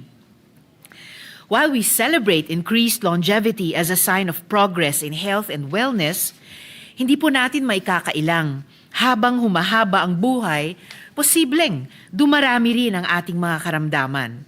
High blood, diabetes, arthritis, dementia at iba pa. many of our elders suffer quietly, often without access to proper care or support. Sa kasalukuyan, napakakaunti pa lang ng geriatricians, mga doktor na espesyalista sa pangangalaga ng nakatatanda. Wala ring sentro at espesyalistang ospital at programa na nakatuon sa kanila. That is why we need the Philippine Geriatric Center, a specialized hospital that will deliver affordable, quality, people-centered hospital care for senior citizens, promote integrated nationwide geriatric health services in partnership with DOH, LGUs, and other stakeholders, advance research on aging-related diseases, and translate findings into policy and specialized care. Provide consultancy and technical guidance to set standards in geriatric care across healthcare and residential facilities. Support the creation and maintenance of senior citizens' wards in government hospitals, and provide education and training in geriatric care for healthcare professionals, social workers, and community volunteers. Mr. President, this measure is not just about healthcare. It is about honoring our elders, ang ating lolo't lola who raised us, guided us, and kept our families close. It is about ensuring that they live longer, healthier lives with dignity and access to care. Through this bill, we aspire to celebrate old age with care. Para sa ating mga nakatatanda, ang Philippine Geriatric Center is more than a hospital. Ito ay haligi ng isang lipunang tunay na mapagkalinga. Maraming salamat po, Mr. President. Mabuhay ang ating mga senior citizens. Thank you, Senator Tiberos, Majority Leader. Thank you, Mr. President. Again, one of the happy bills that our good sponsor always passes. I'm sure this will be to the benefit of so many of our elderly members of the community. We'd like to also recognize to co-sponsor the measure, Senator Erwin Tulfo, Mr. President. Senator Erwin Tulfo is recognized to co-sponsor the measure. Thank you, Mr. President. Thank you, Majority Leader. Mr. President, distinguished colleagues, I rise today to co-sponsor a measure that not only speaks of policy but of the heart, an act establishing the Philippine Geriatric Center. How a nation treats its elderly reflects its moral strength. Our senior citizens deserve more than our gratitude. They deserve a health system that recognizes their unique needs and treats them with dignity. Ang mga bata po dito sa ating bayan, Ginoong Pangulo, may pediatrics hospital tulad po ng National Children's Hospital, ang Philippine Children's Medical Center. Ang mga kababaihan po may obstetrics at gynecology clinics at maternity centers. Nararapat din ang ating mga nakatatanda may geriatric center. Their bodies and minds change in ways that require special attention. And they deserve doctors trained to understand complexities of aging, from chronic diseases to cognitive and physical decline. The establishment of the Philippine Geriatric Center, Mr. President, goes beyond merely designating geriatric wards or units in hospitals. It envisions a national center of excellence, a premier institution for elder health that will, number one, provide specialized and integrated medical care. 2, train future geriatric specialists, nurses, and caregivers. 3, advance research on aging and age-related diseases. And 4, serve as a hub for policymaking and community outreach programs for the elderly. Mr. President, we have seen it all. Ang mga lolo't lola na nakapila ng mahaba sa ospital, hawak po ang reseta, umaasang matitignan ng espesyalista. Some endure pain in silence. Others give up treatment altogether because of cost, distance, or lack of specialists who truly understand the conditions. This measure seeks to change that story by bringing the right care closer to them, and sustainable. Opo, malaking tulong po ang senior discount sa mga gamot at pangunahing bilihin. Ngunit higit pa po roon, kailangan po nila ng mga pasilidad na akba sa kanilang kalagayang pangkalusugan. According to the Commission on Population and Development, by 2030, the Philippines will officially become an aging population. Mr. President, 2025 na po tayo, 5 taon na lamang po yun. And let's be honest, Mr. President, lahat po tayo ay tatanda. Kung susumahin, halos kalahati nga ata ng miyembro ng ating kapulungan ay senior na. So this measure is not just forward-looking, it's personally relevant. Malapit po sa aking puso ang mga nakatatanda. They once carried the nation on their shoulders. Sila ang nagkalinga, nagsumikap, at nag-aruga. Now it is our turn to carry them with respect and with love. Mr. President, this measure is an investment not just in health, but in humanity. I proudly co-sponsor this measure and urge my colleagues to support the same. Maraming salamat po, Ginoong Pangulo, at sa ating mga mahal na kasama. Thank you. Thank you, Senator Tulfo. Majority Leader. May we recognize Senator Robin Hood Padilla. Senator Robin Hood Padilla is recognized. Ginoong Pangulo, mga mahal kong kasama sa Senado, tumatayo po ako upang ipahayag ang aking pagnanais na maging co-sponsor ng panukalang pagtatatag ng Philippine Geriatric Center o Senate Bill No. 1509 sa ilalim ng Committee Report No. 13 na magiging isang tertiary specialty hospital para sa pangangalaga ng ating mga nakatatandang kababayan, mga senior citizens. Alam naman po lang lahat, at hindi po ako naglihim, ng aking mahal na ina ay sa kasalukuyan po ay may demensya at pinangangalagaan po ng 3 caregivers at 7 mga anak. Anumang panukala na nagbabalik ng dignidad sa ating mga nakatatanda, susuportahan ko po ito. Sila ang mga ugat ng ating lipunan, mga ilaw ng ating tahanan, ngunit madalas silang hindi napapansin. Unang napapabayaan at huling nabibigyan ng espesyal na pangangalaga. Ngayong 20th Congress, naghain din po ako ng panukala, ang Senate Bill No. 20, ukol sa pagkakatatag ng nursing homes for senior citizens. Kaya malapit po talaga ang aking damdamin sa ating mga magulang, lolo at lola. Pinupuri ko po si Senator Risa Ontiveros at ako'y nagpapasalamat din po kay Senator Erwin Tulfo sa kanilang malasakit at inisyatiba sa ilalim ng panukalang ito. Maraming salamat po. Thank you, Senator Robin Hood Padilla. Majority Leader. Thank you, Mr. President.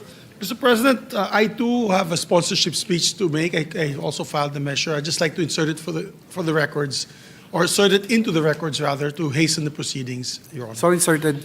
And also Senators Christopher Bongo, Senator Mark Villar, and Senator Jingo Estrada would like to also have their speeches inserted into the records.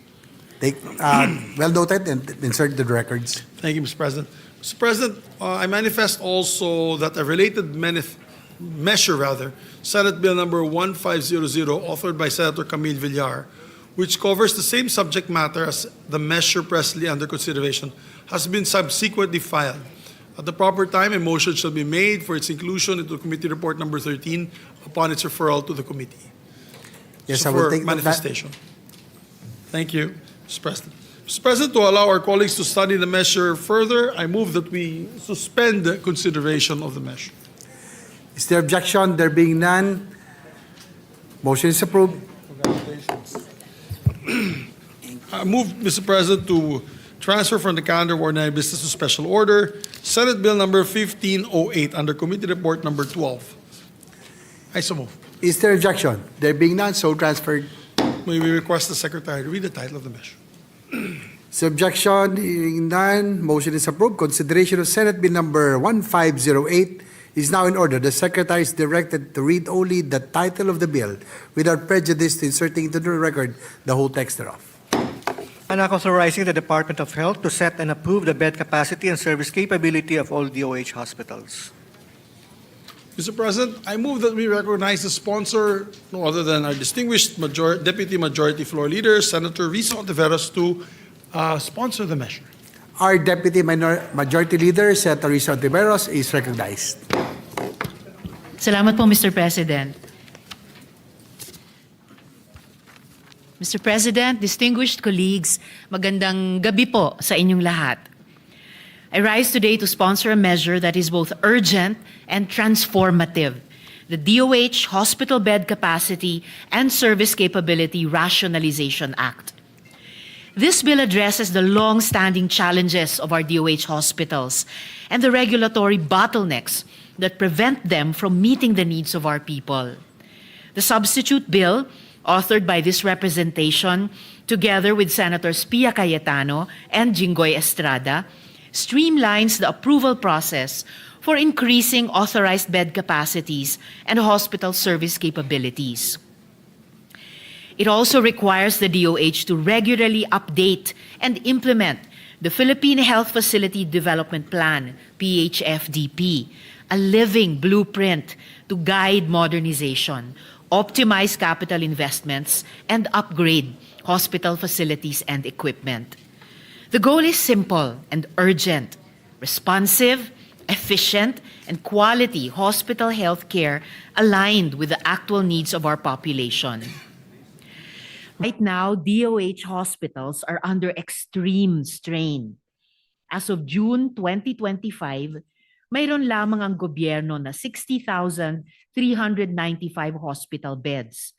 At sa parehong taon, may naitalang 114,251 bed capacity gaps ang DOH based on its target of 2.7 beds per 1,000 population. The estimated bed increase for this year is 29,000. Increase for this year is 29,334.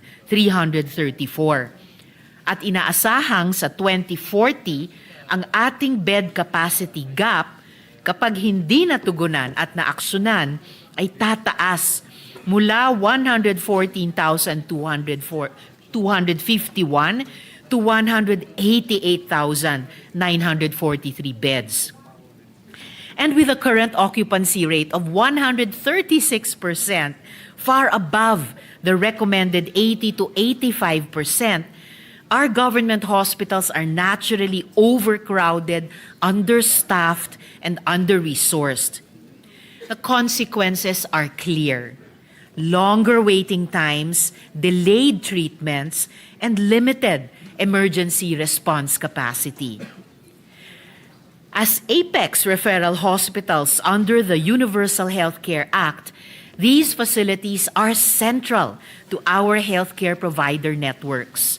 Yet, regulatory requirements, especially the need for legislation to increase capacity, delay critical expansions, sometimes for 21 months or even up to 3 years, leaving hospitals unable to meet the rising demand of our kababayan. Sa simpleng salita, ang kasalukuyang proseso ay mabagal at nakakasagabal sa pangangailangan ng ating mga ospital. Ang sakit, trauma, at emergency ay hindi naghihintay. Hindi pwede na ang batas ay laging nahuhuli sa pangangailangan para sa hospitalisasyon, para sa buhay at kalusugan. With the passage of this bill, we can fast-track modernization, align resources with actual demand, and strengthen compliance with universal health care. The PHFDP becomes a living guide, ensuring hospitals can respond efficiently to both everyday healthcare needs and emergencies. Mr. President, dear colleagues, this is not just about beds or equipment. It is about every Filipino, regardless of income, receiving timely, quality hospital care when it matters most. It is about a government that responds, adapts, and invests strategically in the health of its people. I appeal to my colleagues to support this measure, not just as a legislative priority, but as a moral imperative. Para sa mas maayos, mas mabilis, at mas accessible na hospital care at serbisyo sa bawat Pilipino. Marami pong salamat, Mr. President. Thank you, Senator Tiveros. Majority Leader. We recognize Senator Erwin Tulfo, and after which Senator Robin Hood Padilla. Senator Erwin Tulfo is recognized. Thank you, Mr. President. Mr. President, my dear colleagues, I would like to manifest my support for Senate Bill number 1508. First of all, I would like to thank Senator Rizon Tiveros for sponsoring this important measure. Yehey, palakpakan po tayo nung inanunsyo po ng Pangulo. Zero billing nung pong last SONA. Napakaganda pong pakinggan, wala kang babayaran. Provided yan ay DOH hospital. Ibig pong sabihin, wala kang babayaran. Pag yung ospital na yan ay sa gobyerno, pinapatakbo ng Department of Health. Pero may problema po, Ginoong Pangulo.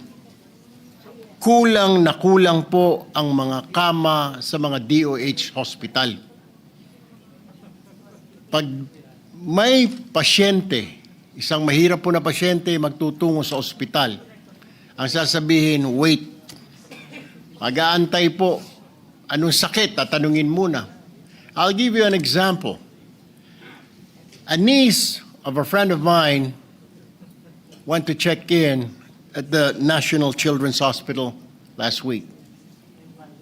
Positive po sa dengue. Tinignan ho, hindi pa masyado malala, balik na lang ho kayo. May dengue. Bakit po? Puno po kami. That was the reason. Mr. President, I think it's high time that we really look into this problem. Yung sinasabi pong zero billing po sa government hospitals ay nagiging wala pong saysay because of the fact na ang lahat po, kahit ngayon pong oras na ito, magtungo ka sa isang government hospital, wala pong kama. Parang ika nga may kasabihang paasa. So pagpunta mo, napipilitan po yung mga mahirap nating kababayan sasabihin walang kama. Nagmamadali po. This is the reason why, Mr. President, na karamihan sa mga kababayan natin na cannot afford ay pupunta po sa mga private hospitals tulad ng St. Luke's, Capital Medical Center, Cardinal Santos at iba pa. And they just worry about the payment after. Andiyan po pipila. Magtsatsaga pong pipila sa Department of Health para makakuha ng MAIP. Pipila pong maghapon magdamag sa DSWD para makakuha ng AIX. Pipila po sa opisina dyan sa labas po ng Senado para makakuha po ng guarantee letter sa ating mga mambabatas o sa Kongreso. Wala pong pambayad. Ang ibig ko pong sabihin, Mr. President, kulang na kulang po ang ating mga kama sa lahat po ng government hospitals. Therefore, Mr. President, it is high time that we grant the Department of Health the authority to adjust and approve the authorized bed capacities of our hospitals. The growing demand for health services calls for a more responsive and flexible system that can promptly address the needs of our Filipino people. Ito pong panukalang batas na ito ay para po sa kalusugan ng bawat Pilipino. Wala pong maiiwan, walang mapapabayaan. At the proper time, Mr. President, I will also be asking questions during the plenary deliberations, not to delay, but to seek clarifications. Maraming salamat po, Ginoong Pangulo. Magandang hapon po sa lahat. Maraming salamat, Senator Erwin Tulfo. Senator Robin Hood Padilla is recognized. Maraming salamat po, Ginoong Pangulo. Buong puso ko pong pinapahayag ang aking pagnanais na i-co-sponsor ang panukalang batas, Senate Bill number 1508, sa ilalim po ng Committee Report number 12, na nagbibigay sa Department of Health ng kapangyarihang magtakda at mag-aproba ng bed capacity at service capability ng ating mga DOH hospitals. Alam niyo po, sa loob po ng 4 na taong ko dito sa Senado, ako po ay nagpukol ng pansin sa akin sa MAIP upang makatulong po sa ating mga kababayan. Sa realidad, ang karamdaman po kasi at sakuna ay parang unus. Dumarating ng walang abiso. At habang naghihintay ang mga ospital ng bagong batas para makapag-expand, ang mga pasyente naman po ay nag-iintay sa mga pasilyo. Minsan po, hindi na po naaabot ng tulong. Sila po ay inaabutan na ng pagkamatay. Kapag buhay ang nakataya, hindi pwedeng nakatali ang ating health system sa luma at matagal na proseso. Sa panukalang ito, binibigyan natin ng DOH ng kakayahang gumalaw ng mabilis, makatarungan at nakaayon sa pangangailangan ng panahon. Ito ang klase ng batas na nagliligtas, hindi nag-aantay. Ito po ay nakapaloob sa ating saligang batas na dapat po nating tinatayuan at pinaglalaban. Karapatan po ng ating mga kababayan ang health care. Muli, pinupuri ko po at pinasasalamatan ko po si Senator Risa Hontiveros at si Senator Erwin Tulfo at sa lahat po ng mga kasama ko dito, Senator Bongo, sa kanilang mga makataong advokasya. Buong dangal akong nakikisa at sumusuporta po sa panukalang ito. Maraming salamat. Maraming salamat, Senator Robin Hood Padilla, Majority Leader. Yes, thank you, Mr. President. We also have, well, he's not here. We'd like to also just submit for the record the sponsorship speech of Senator Christopher Lawrence Bongo. For the record. Sorry, sir. Thank you, Mr. President. And also Senator Jinggoy Estrada. Take note of that. We'll insert Thank you. the records. Thank you, Mr. President. Mr. President, to allow our colleagues to study the measure further, I move to suspend consideration of the measure. Is there objection? There being none, consideration of Senate Bill number 15088 is hereby suspended. Mr. President, I move to transfer from the calendar of ordinary business to special orders, Senate Bill number 1512 under Committee Report number 16. So move, Mr. President. Is there objection? There being none, the motion is approved. We will ask the Secretary to read the title of the measure. An act creating an independent People's Commission to investigate anomalies in all government infrastructure projects, defining its powers and functions, appropriating funds therefore and for other purposes. Mr. President, I move that we recognize the very hardworking sponsor, no other than Senator Francis Kiko Pangilinan, to sponsor the measure. Senator Francis Kiko Pangilinan is recognized to sponsor the measure. Maraming salamat, Mr. President, distinguished Majority Leader, to our distinguished colleagues. I rise today to sponsor and co-author Senate Bill number 1512, principally introduced by our Senate President Vicente Soto III, co-authored by Senators Erwin Tulfo and Risa Hontiveros. 6 na araw na nang bahain ang Cebu at maraming bayan sa ating bansa. Dumating at umalis na ulit ang isa pang bagyo, ang Uwan. 52 araw na ng malawakang protesta laban sa flood control scam noong September 21. Patuloy na nakaabang ang ating mga kababayan sa magiging kahihinatnan ng pinakamalaking corruption scandal sa kasaysayan ng ating republika. Hindi lang nilulunod ng puot ang taong bayan, literal na inanod din ang kanilang mga bahay at buhay. Inaanod na rin ang batayang tiwala ng karaniwang mamamayan sa pamalaang may sinumpang tungkulin na pangalagaan ang kanilang interes. Hindi lang hagupit ng kalikasan ang dahilan ng ilang daang pagkamatay at pagkawala sa iba't ibang sulok ng bansa. Hindi lang ito natural disaster, man-made disaster din ito. Malaking dahilan ng man-made disaster na ito ay ang massive systemic corruption. Systemic na parang cancer na kumakalat na sa lahat ng bahagi ng lipunan. Massive dahil sinlawak ng bahang dinulot nito ang korupsyon. Bagyong Uwan, halos buong Pilipinas ang kanyang naging saklaw. Ganito rin itong flood control scandal. Sa maraming bahagi ng mundo, kita natin kung paanong nilalagay na sa sariling kamay ng mga Gen Z at karaniwang mamamayan ang pagpapanagot sa mga may tungkuling nasa katungkulan. Sa pagpapatupad ng katarungan, sa Nepal, sa Indonesia, sa Peru, literal na naghihimagsik ang mga kabataan at nilantad ang corruption na sumisira sa kanilang mga buhay. Ito ang konteksto ng ating panukalang batas na palakasin ang Independent Commission on Infrastructure na binuo ng Executive Order 94 sa pamamagitan ng itong committee report.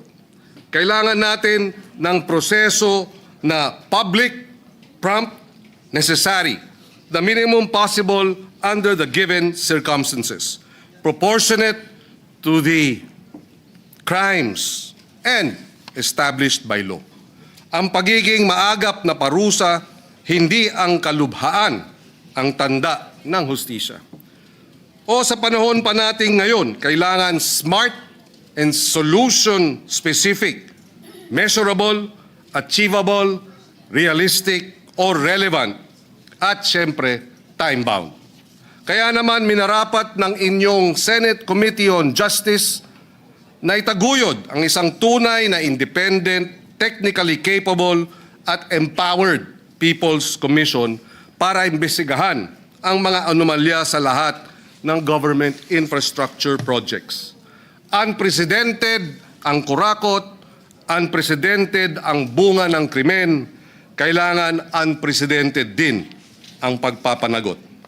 Kaya binigyan ng panukalang batas na ito ng kapangyarihan ang Independent People's Commission para magsabpina, mag-usig, magsuspinde, mag-freeze ng assets at sundan ang pera saan man ito nandoon.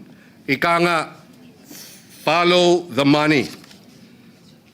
The proposed measure expands the powers of the ICI to include the powers of contempt to cite individuals and entities for contempt, the power to cancel professional licenses of the PRC, the power to grant witness immunity and protection, the power to issue lookout orders and recommend HDO to proper authorities, the power to suspend and blacklist contractors and remove them from PhilJeps, the power to recommend to the President policy measures, the power to temporarily issue closure orders, the power to temporarily sequester assets, the power to deputize the NBI, the PNP, the CIDG, and other law enforcement agencies in the conduct of its investigation. Dulot na rin ng pangalang nito, magsisilbing People's Watchdog ang komisyon. Magkakaroon ito ng fiscal independence at tunay na proteksyon para sa mga kakantang whistleblowers, sa mga citizen monitors. Papaganahin nito ang karaniwang boses para sa tunay na pagpapanagot sa kurakot. Bagamat suklam na suklam tayo, kailangan pa rin ng due process. Ang katarungan ay hindi kasangkapan ng paghihigante. Kailangan public ang mga pandinig, patas at walang pinapanigan ang investigasyon at ang bunga ay nakabatay sa katotohanan at sa batas. Pasanin natin ito sa bawat Pilipinong umaakyat sa kanilang mga bubong, nagdadasal para sa kanilang kaligtasan. Pasanin natin sa bawat magulang na nawalan ng anak sa sakunang pwede namang maiwasan. Tungkulin natin ito sa lahat ng humihingi ng katarungan, ng pananagutan at ng pagbabago. Ang pagpasa sa panukalang batas na ito ay simula pa lamang. Dapat nating tandaan na ang mga batas at komisyon habang makapangyarihan sa papel ay humuhugot ng kanilang tunay na lakas mula sa isang nakatuon, mapagbantay na mamamayan. Ang pinakadakilang kaalyado ng hustisya ay ang mga taong ayaw tumanggap ng impunity, na patuloy na nagbabantay, nagtatanong at nagpapanagot sa mga tagapag-alaga ng kapangyarihan. Ipasa natin ang panukalang batas na ito, hindi bilang isa pang hungkag na kilos, kundi bilang isang bagong tipan sa pagkakaisa ng ating tinig. Hindi natitinag ang ating pagtutol sa katiwalian at hindi natitinag ang ating pagbabantay. Itayo at itaguyod natin ang isang pamahalaan na tunay na mapagkakatiwalaan ng sambayanang Pilipino. For these reasons, Mr. President, distinguished colleagues, I wholeheartedly sponsor Senate Bill number 1215 under Committee Report number 16 and urge its immediate approval. Maraming salamat. Thank you, Senator Pangilinan, Majority Leader. Next to sponsor the measure, Mr. President, no other than our Senate President, my dear presiding officer, no other than Senator Vicente C. Soto III. Our Senate President, Vicente Soto III, is recognized. Thank you, Mr. President. Mr. Majority Leader, thank you. At the outset, allow me first and foremost to thank Senator Francis Pangilinan, Chairman of the Committee on Justice, for acting with dispatch on this measure that is timely and necessary at this point. Mr. President, every devastating typhoon or monsoon that flooded our streets, severely damaged houses, destroyed livelihood, hampered our day-to-day activities, and claimed lives. We are reminded of the Filipino people's unwavering resiliency. Yes, all right.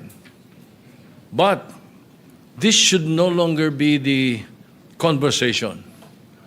Resiliency should not be celebrated when accountability is deniably lacking. Filipino people surviving yet another flood should no longer be the topic of the next news article. Our people should not be losing sleep anymore when it is raining, fearing that anytime the flood will destroy their homes. Due to the geography of our country, we are very vulnerable to calamities. The billion-peso budget allocated to flood control projects should have given our people the security that no matter how hard the rain, they are safe. Much has been said about the recent flood control issue that shocked the nation. It is now the time we have taken action. By filing Senate Bill 1215, we now demand accountability for those who took advantage of the flood control and other infrastructure budgets for their personal gain at the expense of the suffering of the people. Ginoong Pangulo, maraming ang pamintas-mintas eh. May mga nagpipintas pa. Oh, yung Blue Ribbon, hearing na naman. Yung TRICOM ng House, hearing na naman. Yung ICI, wala namang power. Dami natin naririnig na gano'n eh. O eto, through this bill, we will be creating a balanced, effective, and most importantly, an independent investigative body tasked to look into this systematic corruption through which billions of pesos intended for infrastructure projects have been lost. Until every person involved is held accountable, until every peso has been recovered, until every Filipino is safe during calamities, we should not stop acting. Again, my thanks to the committee, Chairman, to you and my esteemed colleagues, hopefully the immediate passage of this measure. Thank you, Mr. President. Thank you to our Senate President. Majority Leader. Ready na yung dalawang bills na Ma'am Lisa. Nabasa na. Thank you, Mr. President. Mr. President, we have two last remaining sponsorships before we tackle the budget measure. may we transfer from the calendar, move to suspend consideration of the measure to allow our colleagues to study the measure further, Mr. President. Is there objection? There being none, motion is approved. Mr. President, I move that we transfer from the calendar for ordinary business to special order, Senate Bill number 1510, under Committee Report number 14. Is there objection? There being none, motion is approved. May we ask the Secretary to read the title of the measure, Mr. President?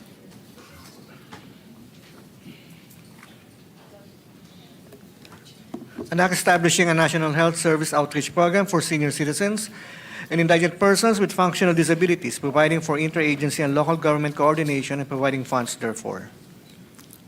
Thank you, Mr. President. Move that we consider the measure and recognize a distinguished Deputy Majority Floor Leader, Senator Risa Ontiveros, to sponsor the measure. Is there objection? There being none, our Deputy Majority Leader, Senator Ontiveros, is recognized. Salamat po, Mr. President. Mr. President, distinguished colleagues, magandang gabi po sa inyong lahat. I rise to sponsor the Health Outreach for Seniors and Indigents Program, HOSIP, a national initiative to provide community-based care, assistive devices, and hygiene support for senior citizens and indigent persons with functional disabilities. Functional ability is key to healthy aging or active aging and healthy longevity. It means having the skills and opportunities to live a life you value, to meet needs, learn, move, connect, and contribute. Together with Senator Raffy Tulfo, we aim to identify and register seniors and indigent persons with sensory or mobility challenges, assess their needs through community profiling, and conduct regular visits every 2 months. The program will also provide free assistive devices such as wheelchairs, walkers, hearing aids, eyeglasses, and dentures, and distribute oral care and hygiene kits quarterly to eligible seniors and indigent persons. Through HOSIP, we reaffirm our commitment to care for those who once cared for us and still care for us, and to uplift the lives of the poor and the vulnerable. Let this measure be a step toward a more inclusive, compassionate, and health equitable Philippines, where no senior or indigent person is left behind. Marami pong salamat, Mr. President. Thank you, Senator Ontiveros. Majority Leader. Thank you, Mr. President. To allow our colleagues to study the measure further, I move to suspend consideration of the measure. If there's no objection, motion is approved. Mr. President, I move that we transfer from the calendar for ordinary business to special orders, Senate Bill number 1511 under Committee Report number 15. I so move, Mr. President. Is there an objection? There being none, motion is approved. We ask the Secretary to read the title of the measure. There's no objection. The Secretary is requested to read the title of the measure. An act strengthening the protection of patients against hospital detention on grounds of non-payment of hospital bills or medical expenses and providing stiffer penalties for violations thereof, amending for the purpose RA 9439 entitled An Act Prohibiting the Detention of Patients in Hospitals and Medical Clinics on grounds of non-payment of hospital bills or medical expenses. May we recognize once again the very hardworking Deputy Majority Floor Leader and Chairperson of the Committee on Health, no other than Senator Risa Ontiveros. Once again, our Deputy Majority Leader, Senator Risa Ontiveros, is recognized to sponsor the measure. Salamat po, Mr. President. Mr. President, distinguished colleagues, magandang gabi po sa inyong lahat. I rise today to sponsor a measure that seeks to end a silent cruelty that has for too long haunted the corridors of our hospitals. The unlawful detention of patients, and even the withholding of the bodies of the dead because of unpaid hospital bills. This is a practice that cuts across our society. It victimizes the poor, the elderly, solo parents, and even those who simply fell sick at the wrong time. Sa ganitong practice, pinaparusahan nito ang mga may sakit dahil sila'y mahirap. At nilalabag nito hindi lang ang ating saligang batas, kundi pati ang ating pagkatao bilang tao. No Filipino should ever have to beg to be released from a hospital bed. No grieving family should ever have to ransom the body of a loved one. Katuwang sina Senador Jinggoy Estrada at Erwin Tulfo, we propose to strengthen patient protection against hospital detention, to reaffirm what should have always been true, that healthcare is a right, not a privilege, and that compassion, not capacity to pay, must be the guidepost of our medical institutions. Mr. President, Republic Act No. 9439, the original law prohibiting hospital detention, was enacted almost 2 decades ago. Yet, despite its good intent, the practice persists. We still hear heartbreaking stories of mothers unable to bring home their newborns, of indigent patients detained for days, of families forced to surrender meager possessions just to claim their dead. This bill strengthens that law, giving it sharper teeth, broader reach, and stronger enforcement to ensure that no Filipino is ever again detained in sickness or in death for lack of capacity to pay hospital and medical bills. Una, pinalalawak ng panukalang ito ang saklaw ng proteksyon. Sakop na ngayon ang lahat ng ospital, klinika, at katulad na pasilidad, pampubliko man o pribado. Walang institusyong makakalusot sa pananagutan. At hindi lang mga pasyente ang protektado, kundi pati ang kanilang mga kamag-anak, kinatawan, tagapag-alaga, at maging ang mga bagong silang na sanggol. Wala nang dapat gawing palit-ulo para sa buhay, kalusugan at dignidad ng tao. Ikalawa, pinangangalagaan nito ang karapatang makauwi agad. Kapag ang pasyente ay gumaling na, lubos man o bahagya, dapat siyang payagang umuwi kaagad matapos pumirma ng promissory note o katumbas na kasunduan. Walang dapat ikulong dahil sa kakulangan ng pera. At walang dokumentong medikal, discharge summary, reseta o medical certificate na dapat ipagkait dahil sa hindi nabayarang bill. Para sa mga mahihirap na senior citizen na inendorso ng Social Service Office, hindi na kailangang pumirma ni ng promissory note. Ikatlo, sinisiguro ng panukalang ito ang compassionate and humane treatment for the deceased.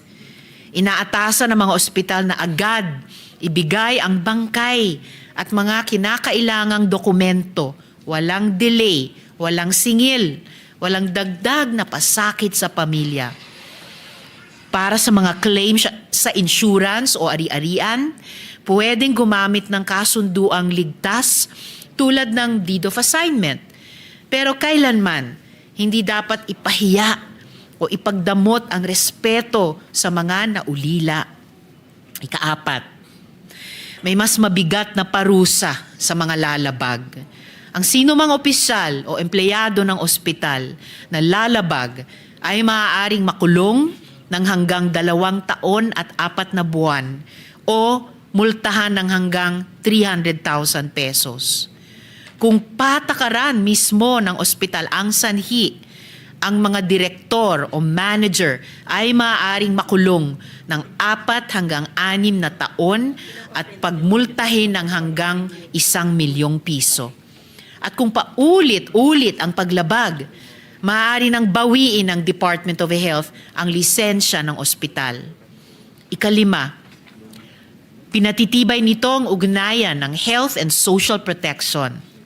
Inaatasan ng DOH sa pakikipagtulungan sa DSWD, PhilHealth, SSS, GSIS at PCSO na tiyaking ang mga mahihirap at walang kakayahang magbayad ay ma-refer sa mga medical assistance program ng gobyerno. Ika-6, nagbibigay ito ng mekanismo ng reklamo at hustisya. Gagawa ng grievance system sa DOH para sa mga pasyente o pamilyang ikinulong ng labag sa batas. Kailangang ipaskil ng mga ospital ang mga karapatan ng pasyente sa malinaw na lugar.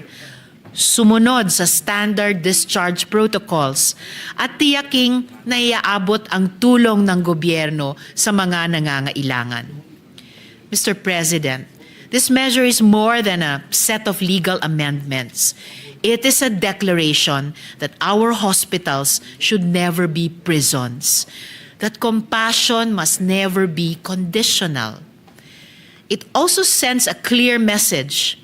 While we respect the financial realities of medical institutions, no economic consideration can justify the deprivation of liberty or dignity of a patient.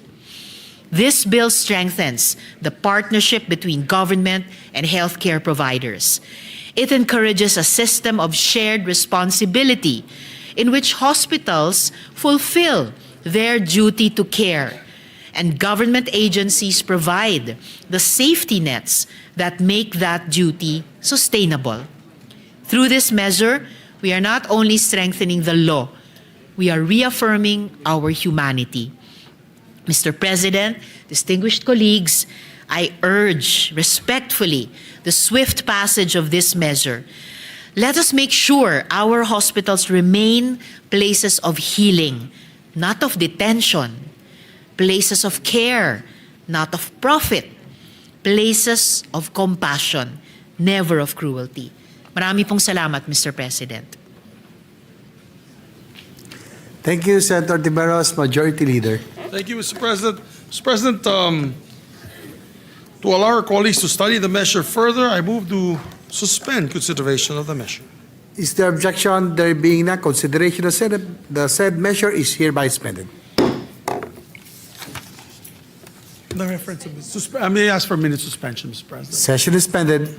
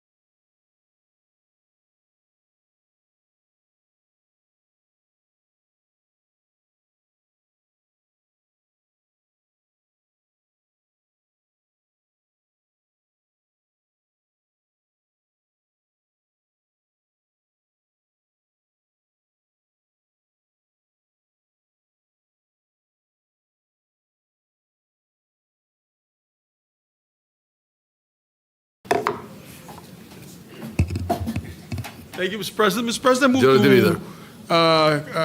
May we have, I move for this additional reference of business.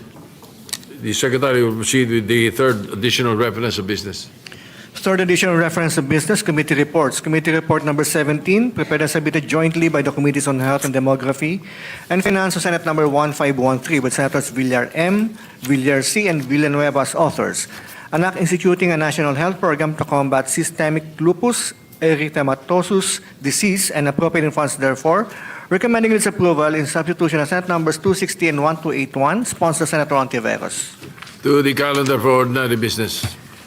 Committee report number 18, submitted by the Committee on Finance on House number 4058, introduced by Representative Swan Singh et al., titled An Act Appropriating Funds for the Operation of the Government of the Republic of the Philippines from January 1 to December 31, 2026, recommending its approval with amendments, sponsor Senators Gatchalian, Estrada, Villar M., Cayetano P., De La Rosa, Ejercito, Go, Legarda, Marcos, Pangilinan, Tulfo E., and Villar C. To the calendar for ordinary business. Majority Leader. Thank you, Mr. President. Mr. President, finally, I move that we transfer from the calendar for ordinary business to special order, House Bill number 4058 under Committee Report number 18. I so move, Mr. President. Any objection? Hearing none, consideration of 4058 to transfer to the calendar for ordinary business is approved.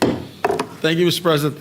Mr. President, I move that we recognize our Secretary to read the title of the measure. Yes, the Secretary will read the title of the measure without prejudice to inserting the contents thereof.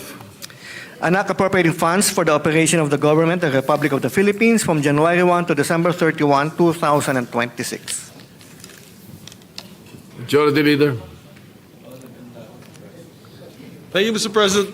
I move that we recognize the sponsor of the measure, no other than our hard-working mathematician par excellence, no other than the chairman of the Committee on Finance, Senator Win Gatchalian. Thank you. Senator Sherwin Gatchalian, Chairman of the Committee on Finance, Thank you. is recognized. Thank you, Mr. Chairman. Di po ako mathematician, pasang-awa lang po ako sa math, Mr. Chairman. Mr. President, esteemed colleagues, I rise today to sponsor House Bill number 4058, or the General Appropriations Act of 2026.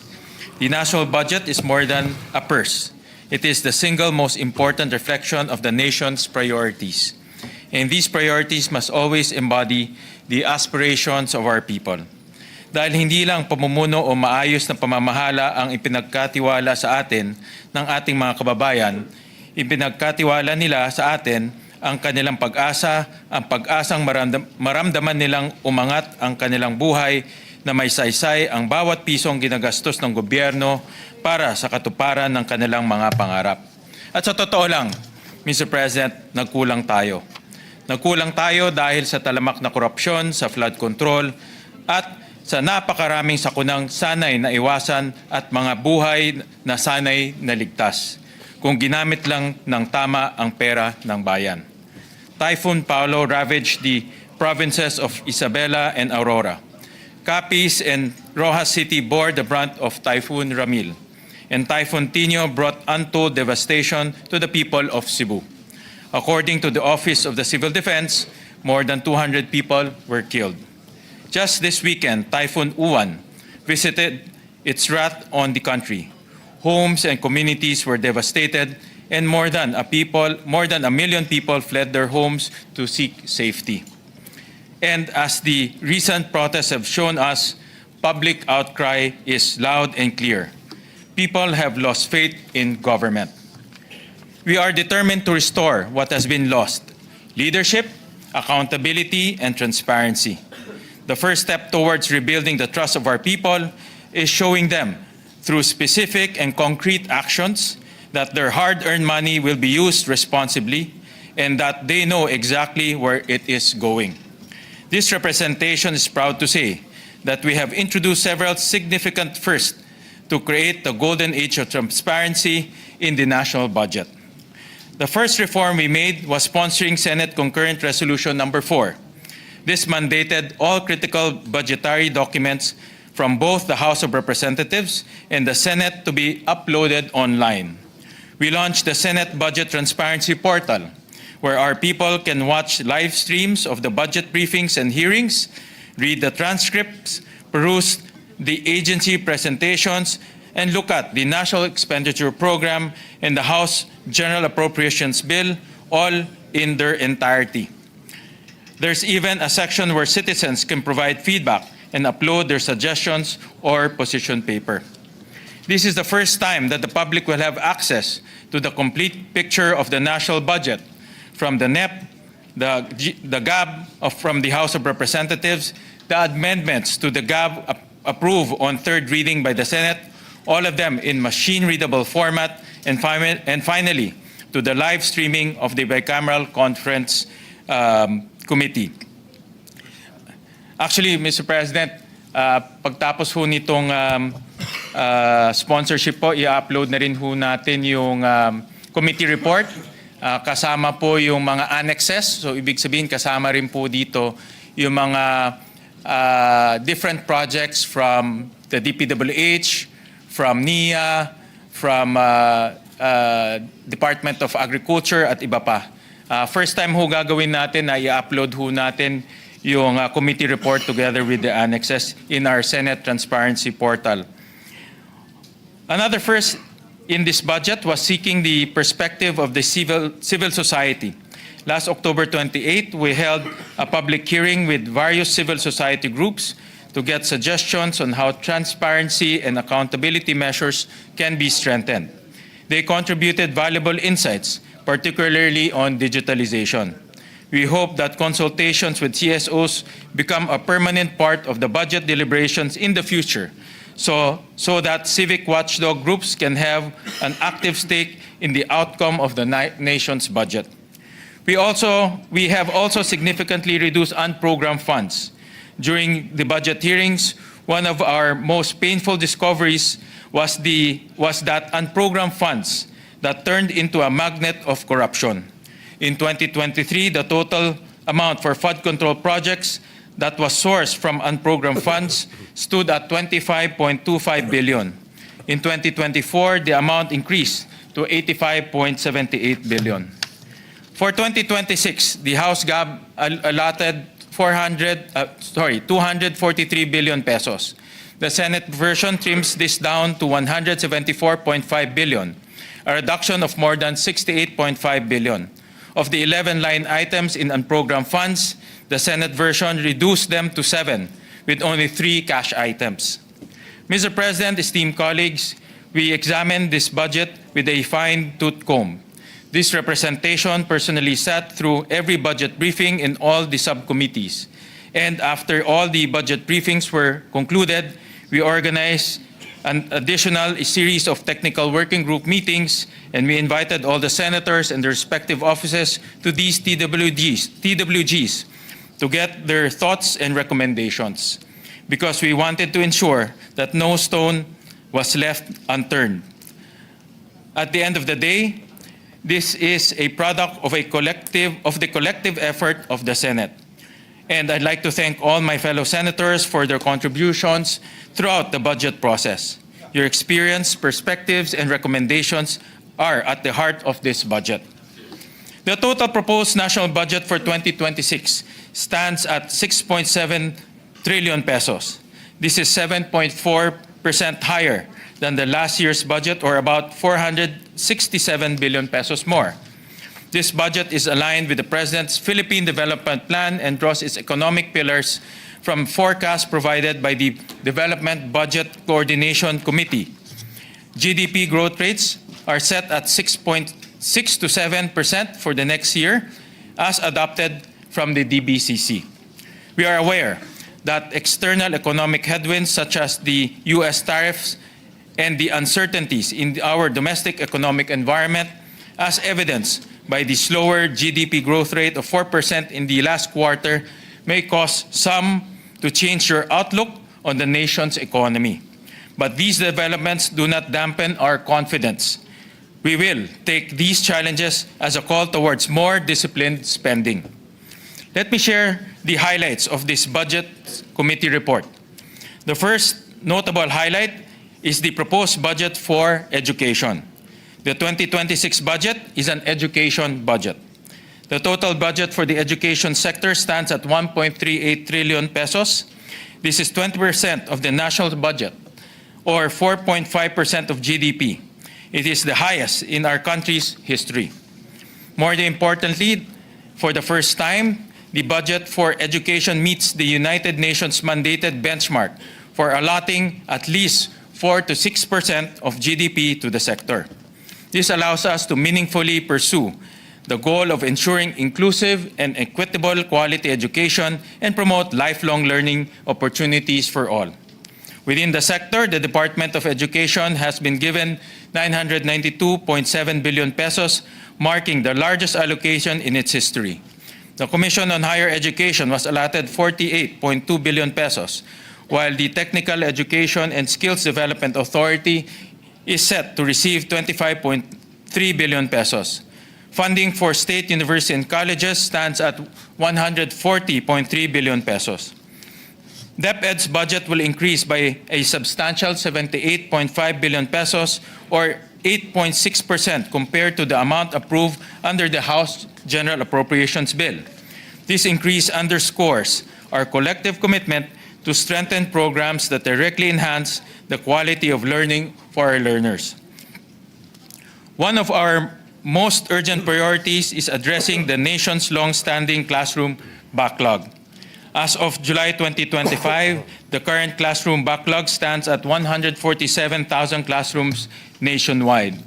According to the figures from the Department of Education, more than 5,000 classrooms were either damaged or destroyed by recent typhoons, by the recent storms. Your Committee on Finance allocated an additional 19.3 billion pesos on top of the 48.7 billion pesos in the House version, bringing the total funding for classroom construction to nearly 68 billion pesos. This represents a significant increase to the 15.25 billion originally allotted for classroom construction under the 2026 National Expenditure Program, underscoring our firm commitment to providing every learner with a safe and conducive space for learning. This increased funding empowers the DepEd to construct between 19,000 to 27,000 new classrooms. And this will bode well with the recent sponsorship of Senator Bam Aquino on the Classroom Acceleration Program. So perfect timing po dahil yung batas po ay magkakaroon na ng funding pag na-approve po yung CAP law ni Senator Bam Aquino. An additional 15.06 billion pesos has been provided for the school-based feeding program, increasing its allocation from 13.61 billion pesos in the House version to 28.66 billion pesos under the Senate Committee report.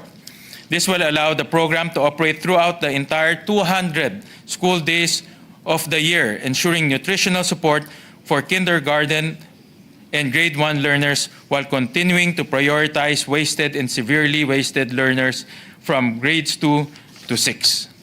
Actually, napag-usapan rin namin ni Senator Bam to in one of his hearings about the school-based feeding programs to increase it from currently 120 days to now 200 days. So the entire school year na ho mapapakain ng mga bata ho natin. All told, more than 4.8 million learners are expected to benefit from this initiative. Significantly increasing the budget for textbooks is critical to improving student access to information and strengthening learner outcomes. This budget provisions an additional 18.08 billion pesos to ensure that all learners from kindergarten to senior high school receive the textbooks necessary for effective and meaningful learning. Coupled with the increase from the House of more than 11 billion, this brings the total budget for textbooks to more than 29 billion pesos. This will fund production of 82 textbook titles that will help almost 20 million learners in DepEd schools. Furthermore, 3.3 billion pesos has been added on top of the existing allocations for the ARAL program. This will ensure that tutors are adequately trained and fairly compensated, enabling them to better assist learners in addressing learning gaps.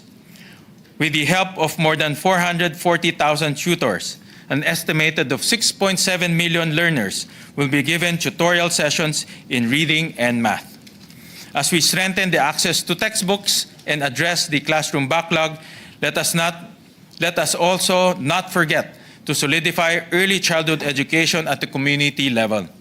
To this end, we are allocating 2.46 billion pesos from the Local Government Support Fund to help 4th and 5th class municipalities convert existing daycare centers into child development centers. We also aim to create 4,422 plantilla positions for child development workers with a salary starting at salary grade 8. The budget of the Commission on Higher Education will rise by 11% compared to the House-approved version, a testament to the Senate commitment to universal access to quality tertiary education. This augmentation assures an additional 6.6 billion pesos for the tertiary education subsidy, ensuring that 490,000 incoming college students from 4-piece household can pursue their studies. This affirms our vision for the 4-piece program that every family beneficiary should have at least one college graduate who can lift the household out of poverty through education. Under this augmentation, each beneficiary will receive 20,000 pesos per year if they are enrolled in a public higher education institution and 27 pesos per year if they attend a private HEI in areas without public university and colleges. It also corrects inequities in the past when students from low-income households were crowded out in the selection of TES beneficiaries. The budget of Technical Education and Skills Development Authority stands at a historic high, a reflection of our firm belief that TechVoc is not second class. It is a first-class ticket to gainful and dignified employment. We have provided an additional 5.1 billion pesos under the Training for Work Scholarship Program to train around 190,000 Filipinos in high-demand sectors such as healthcare, artificial intelligence, semiconductors, and creative industries. These priority industries were identified by the Private Sector Advisory Council's Education and Job Sector Group and Health Sector Group, as well as the Semiconductors and Electronics Industry Advisory Council to the TESDA. They were identified as priority sectors because these high-growth industries will require highly technical skills for the jobs they are creating, ensuring that our workforce is ready to meet the demands of a rapidly evolving economy. Through these investments in the potential of the Filipino, we are not only building a stronger, more competitive workforce, we are also empowering our nation with the skills and opportunities to shape the industries of the future and secure for themselves and their families a life of dignity and progress. The funding for SUCs will be higher than the House-approved budget by about 6.8 billion pesos as the Senate prioritized infrastructure projects that expand the carrying capacity of our state universities and colleges in support of universal access. This augmentation directly responds to our research findings presented during the budget briefing, which revealed that around 168,000 qualified college applicants were unable to enroll due to limited enrollment capacity. We also allocated 290 million pesos as seed funding for new medical schools in our state universities and colleges, an investment that will help ensure a steady pipeline of doctors ready to serve the health needs of the Filipino people. If education is often hailed as the key to our future, health is the foundation that allows us to reach it. With the key support of health advocates such as Vice Chairperson Senator Pia Cayetano, the Department of Health, including PhilHealth, has been allotted 376.5 billion pesos.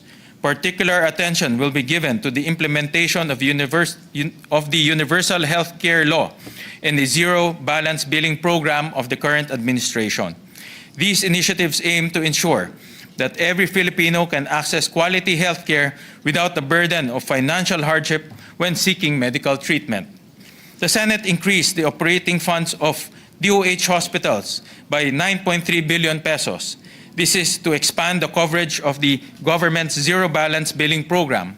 Under the NEP, the budget for zero balance billing stood at 53.3 billion. This could accommodate an estimated 16 million Filipinos. With the increase proposed by the Senate committee report, the total budget for zero balance billing now stands at 62.6 billion pesos.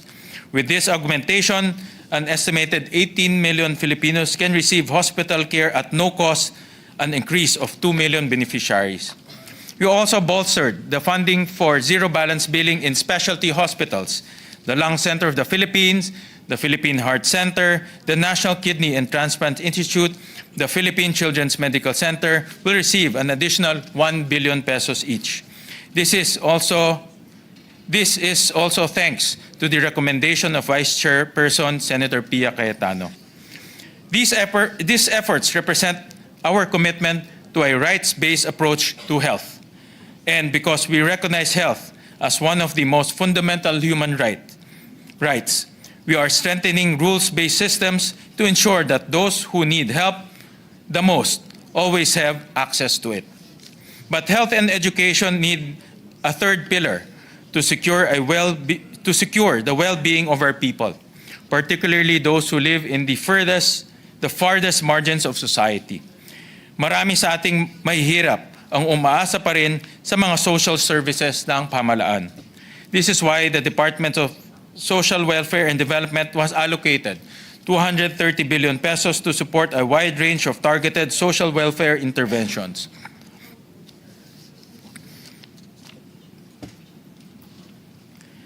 We increased the social protection for indigent senior citizens by 8.2 billion pesos to cover approximately 663,000 waitlisted beneficiaries, an initiative endorsed by Senator Pia Cayetano.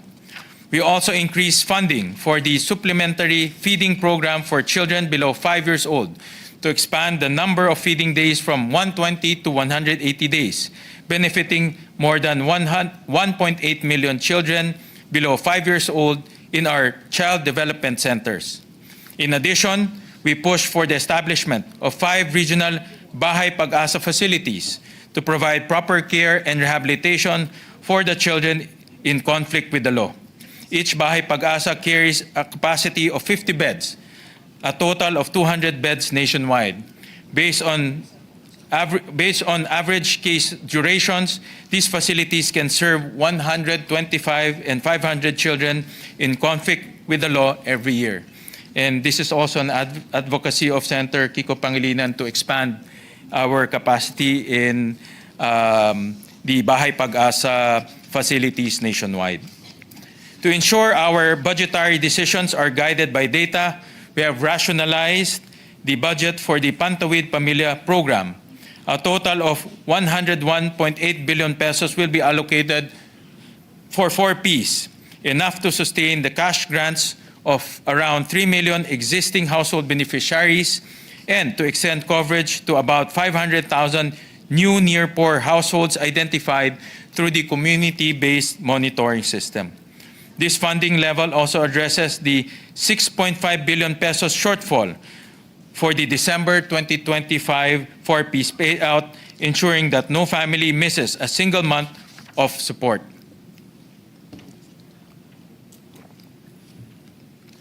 This rationalization is not just about numbers. It is about reaffirming our commitment to make 4Ps more targeted, data-driven, and sustainable, so that every peso we spend truly uplifts families who need it the most. We have not forgotten our 2.3 million overseas Filipino workers. Sila ang ating mga makabagong bayani. Ang mga sakripisyo nila ang bumubuhay sa kanilang mga pamilya at nagpapaandar ng ating ekonomiya. Bilang pagkilala sa kanilang kontribusyon, doble po ng Senado dahil sa matatag na suporta ni Vice Chairman Senator Erwin Tulfo ang pondo ng Action Fund ng Department of Migrant Workers.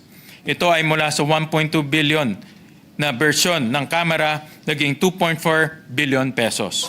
Sa dagdag pondong ito, mas mapapalawak natin ang tulong para sa ating mga OFWs, kabilang ang pinansyal at medical na assistance, repatriation para sa mga nasa panganib at legal na suporta para sa mga may kinahaharap na kaso o suliranin sa ibang bansa.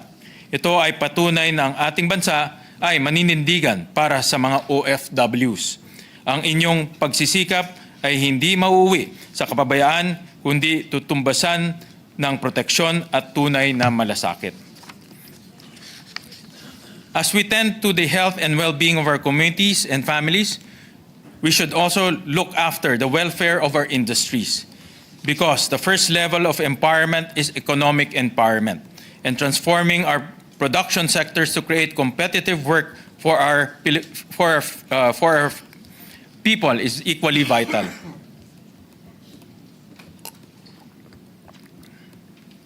To sustain growth and create jobs, let us invest in production and innovation. The Department of Agriculture, including its attached agencies and corporation, has been allotted 184 billion pesos. We have allocated 500 million pesos for the implementation of the Sagip-Saka Act, championed by Senator Kiko Pangilinan, to link our farmers and fisher folks directly to institutional buyers. The additional 500 million pesos will fund the establishment of food hubs where farmer producers can trade directly with retailers and consumers, minimizing intermediation and allowing farmers to capture greater profits from their production. This augmentation will raise the total funding for the establishment of food hubs to 2.6 billion pesos, benefiting around 2.6 million farmers in Region 3, 4A, 5, and Region 10. We also have provided 2 billion pesos for the construction of first border inspection facilities, a crucial investment to prevent the entry of plant and animal diseases that threaten our agriculture supply. By strengthening these safeguards, we can avert crises like the African swine fever outbreak, which the Department of Agriculture estimated to have cost around 120 billion pesos in losses to our hog industry. It also supports the revitalization of high-value crops such as coffee and cacao, with an additional 440 million pesos allocated for the High-Value Crops Development Program.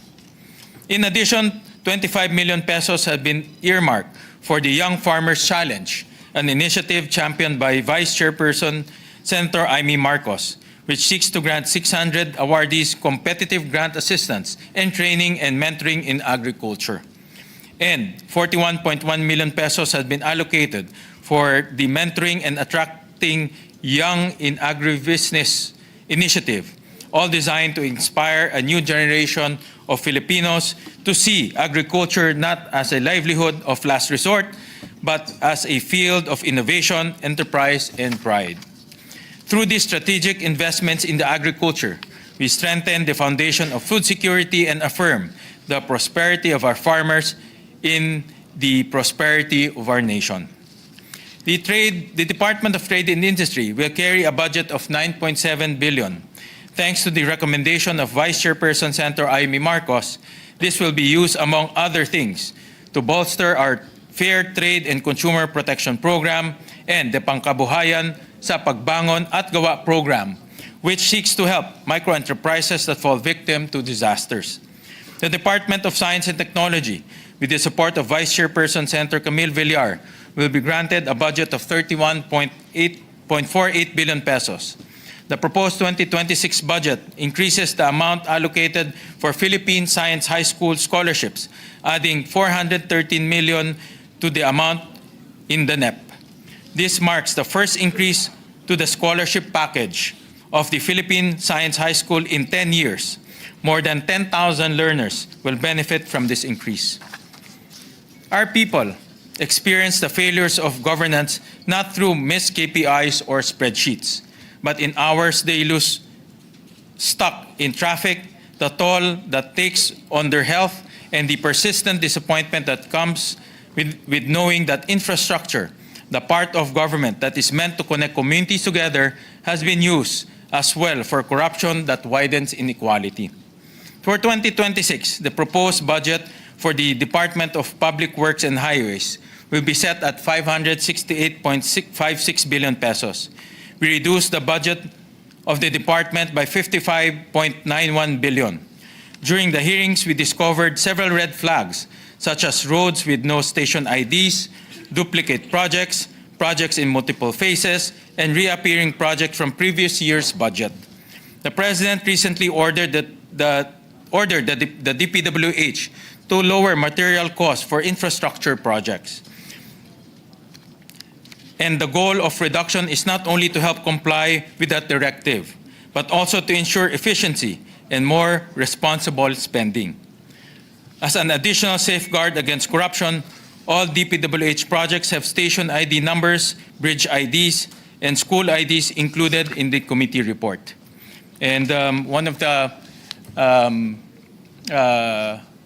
concepts that I learned from Senator Ping Lacson is the lack of detail in the different projects.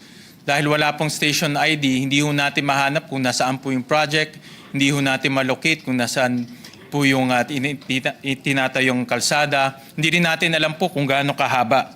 So ngayon po, dito ho sa 2026 committee report, lahat po ng mga kalsada, bridges, meron na pong station ID. Kaya malalaman na po yung mga gusto hong tignan po itong budget, lalo na mga engineers, ma-identify na ho nila saan at gaano kahaba. We cannot talk about improving infrastructure without improving the country's transport system.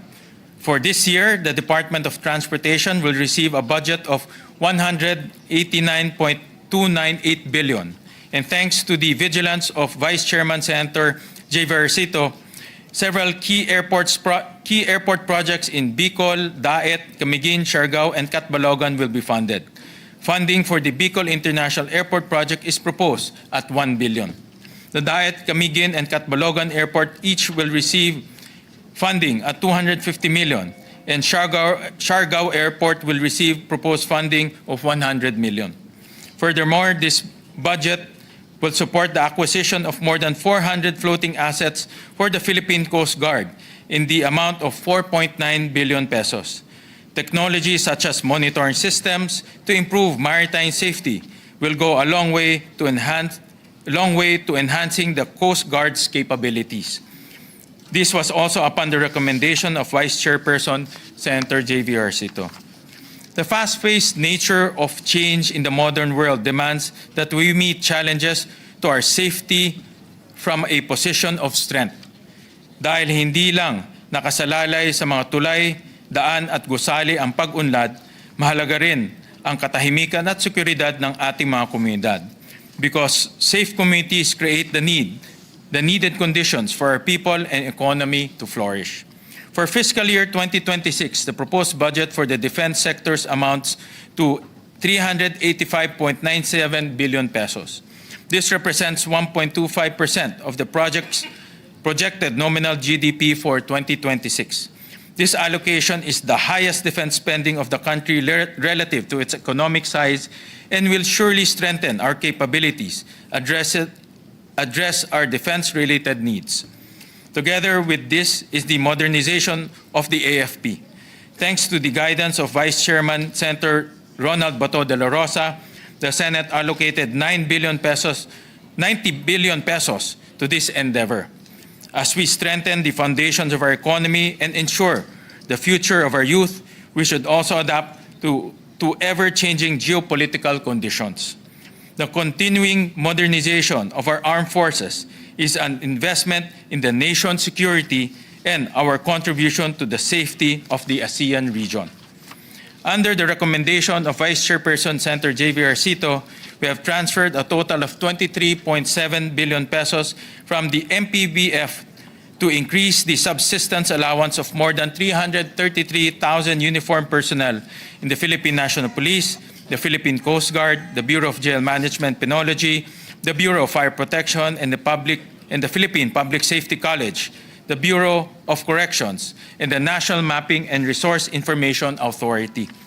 This funding will raise their daily subsistence allowance from 150 pesos to 350 pesos, bringing it at par with their counterparts in the armed forces of the Philippines.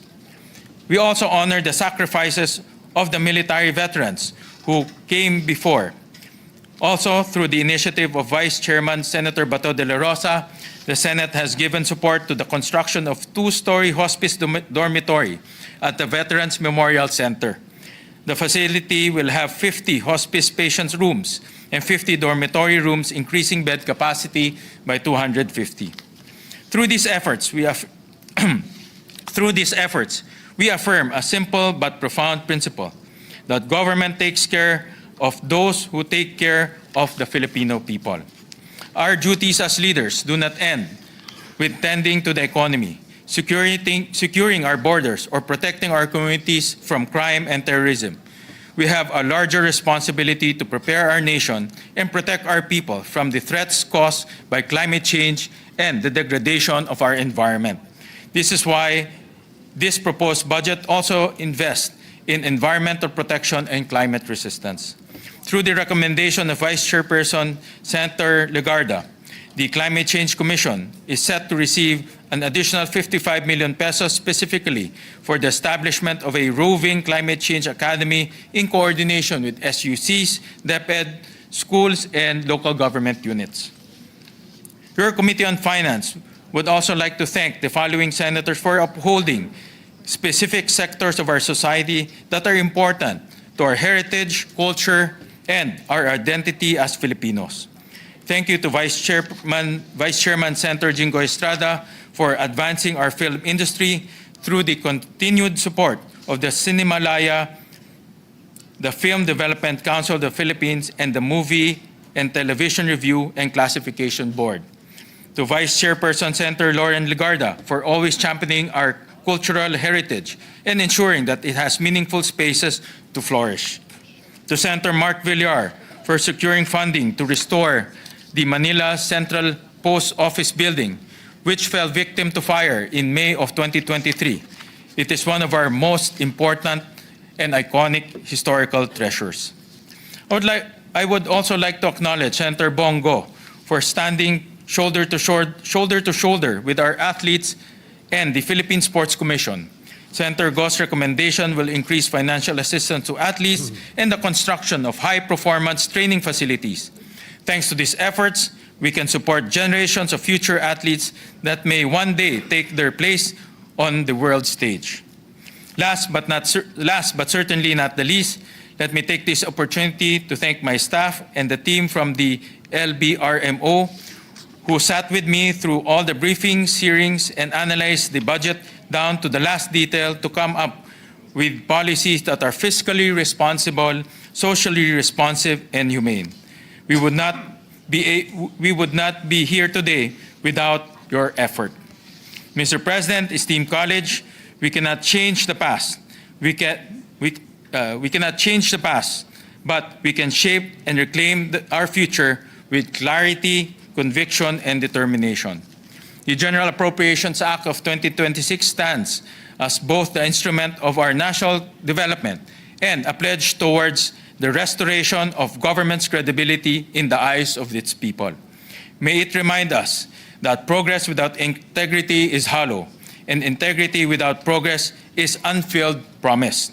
Genuine principled governance demands no less. When we are entrusted with public office, we all swore to serve the Constitution, this Republic, and its people. Let us work together as one government and prove that oath true. Thank you, Mr. President, esteemed colleagues. Thank you, Senator Sherwin Gatchalian, for that very elaborate and incisive sponsorship of the GAB of the Senate. Majority Leader. Thank you, Mr. President. Obviously, we can see how hardworking the good gentleman is from Valenzuela. He poured his heart and soul out in this measure. Mr. President, we are not wrong in electing him as the chairman of the Finance Committee. He's the most studious member of this Congress, Mr. President. Nagko-complain na po yung mga staff niya. At yung staff niya nagtatanong sa akin kung pwede ko daw siyang hanapan ng date. Yun. Kasi hindi na daw umuwi, Mr. President. Sa bahay. Yes. Natatawa po yung mga staff ni Senator Sherwin. Co-sponsors? No more. Insert? Okay. Yes, several members of the committee will just insert to the records the co-sponsorship speeches. One of them is Senator Kiko Pangilinan and Senator Pia Cayetano, Mr. President, for the record. We will place that on record and so inserted. Thank you, Mr. President. With that, to allow our colleagues to study the measure further, move to suspend consideration of the measure, Mr. President. Any objection? Hearing none, consideration of the measure is suspended. Thank you, Mr. President. Just other administrative matters. Tomorrow we start our discussions on the budget, Mr. President. So we are going to suspend sessions today and resume tomorrow at 1 p.m. For the discussions on the general provisions of the budget interpellation to be answered, of course, by our distinguished sponsor, Senator Gatchalian. We just like to let everyone know, before we do that, Mr. President, we have an all-member caucus. Please inform our chief of staffs of all the senators at 12 noon here po sa ating Senators Lounge. We'll have lunch there. And then some more admin matters, Mr. President. It's an all-senator caucus. It's an all-senator caucus. Please all members. inform all the members of the Yes. Senate. Thank you. Also, Mr. President, Senator Camille Villar gave birth last month and has since been unable to attend session. Mr. President, we noticed that previously approved journals have reflected her attendance in the past sessions as absent. I propose that the Secretariat be directed to henceforth reflect Senator Villar is on maternity leave. I mean, she's absent, but she's on maternity leave. We have to have an excuse why she's absent. And we allow that, Mr. Yes, President. As a matter of may- fact, in corporations, we allow 120 days. I think 110 days? 105 days. 105 Well, I'm sure days. there will be no objections, so we place that on record. Thank you very much. But that's Mr. the first President. time since 1917, there has been no senators who have given birth while in. Senator Ligarda, Well sir. said. Nanganak ba yan nung senator na siya? Did you give birth while you were a senator? Were you a senator when you gave birth to your kids? No, I don't think so. No? Hindi daw. She was past her prime. When she won as a senator, Your Honor. She had given birth already. So, also, Mr. President. Who? Sino? Sino? The aunt, Senator Madrigal, not Jambi po, yung aunt daw. I'm not sure. We will look into that. I'm not sure. That was beyond my time, Mr. President. Kaya I wouldn't remember. We'll find out on the record, All right. on our records. Mr. President, this is on EDCOM 2 Commission. Pursuant to Section 5 Republic Act number 11899, I move the Senate President designate members to the Second Congressional Commission on Education. I so move, Mr. President. All right. Hearing no, is there any objection? Hearing none, the following are designated as members of the Second Congressional Commission on Education, or EDCOM 2. Chairpersons, Senator Bam Aquino as chairperson of the Committee on Basic Education, and Senator Lauren Legarda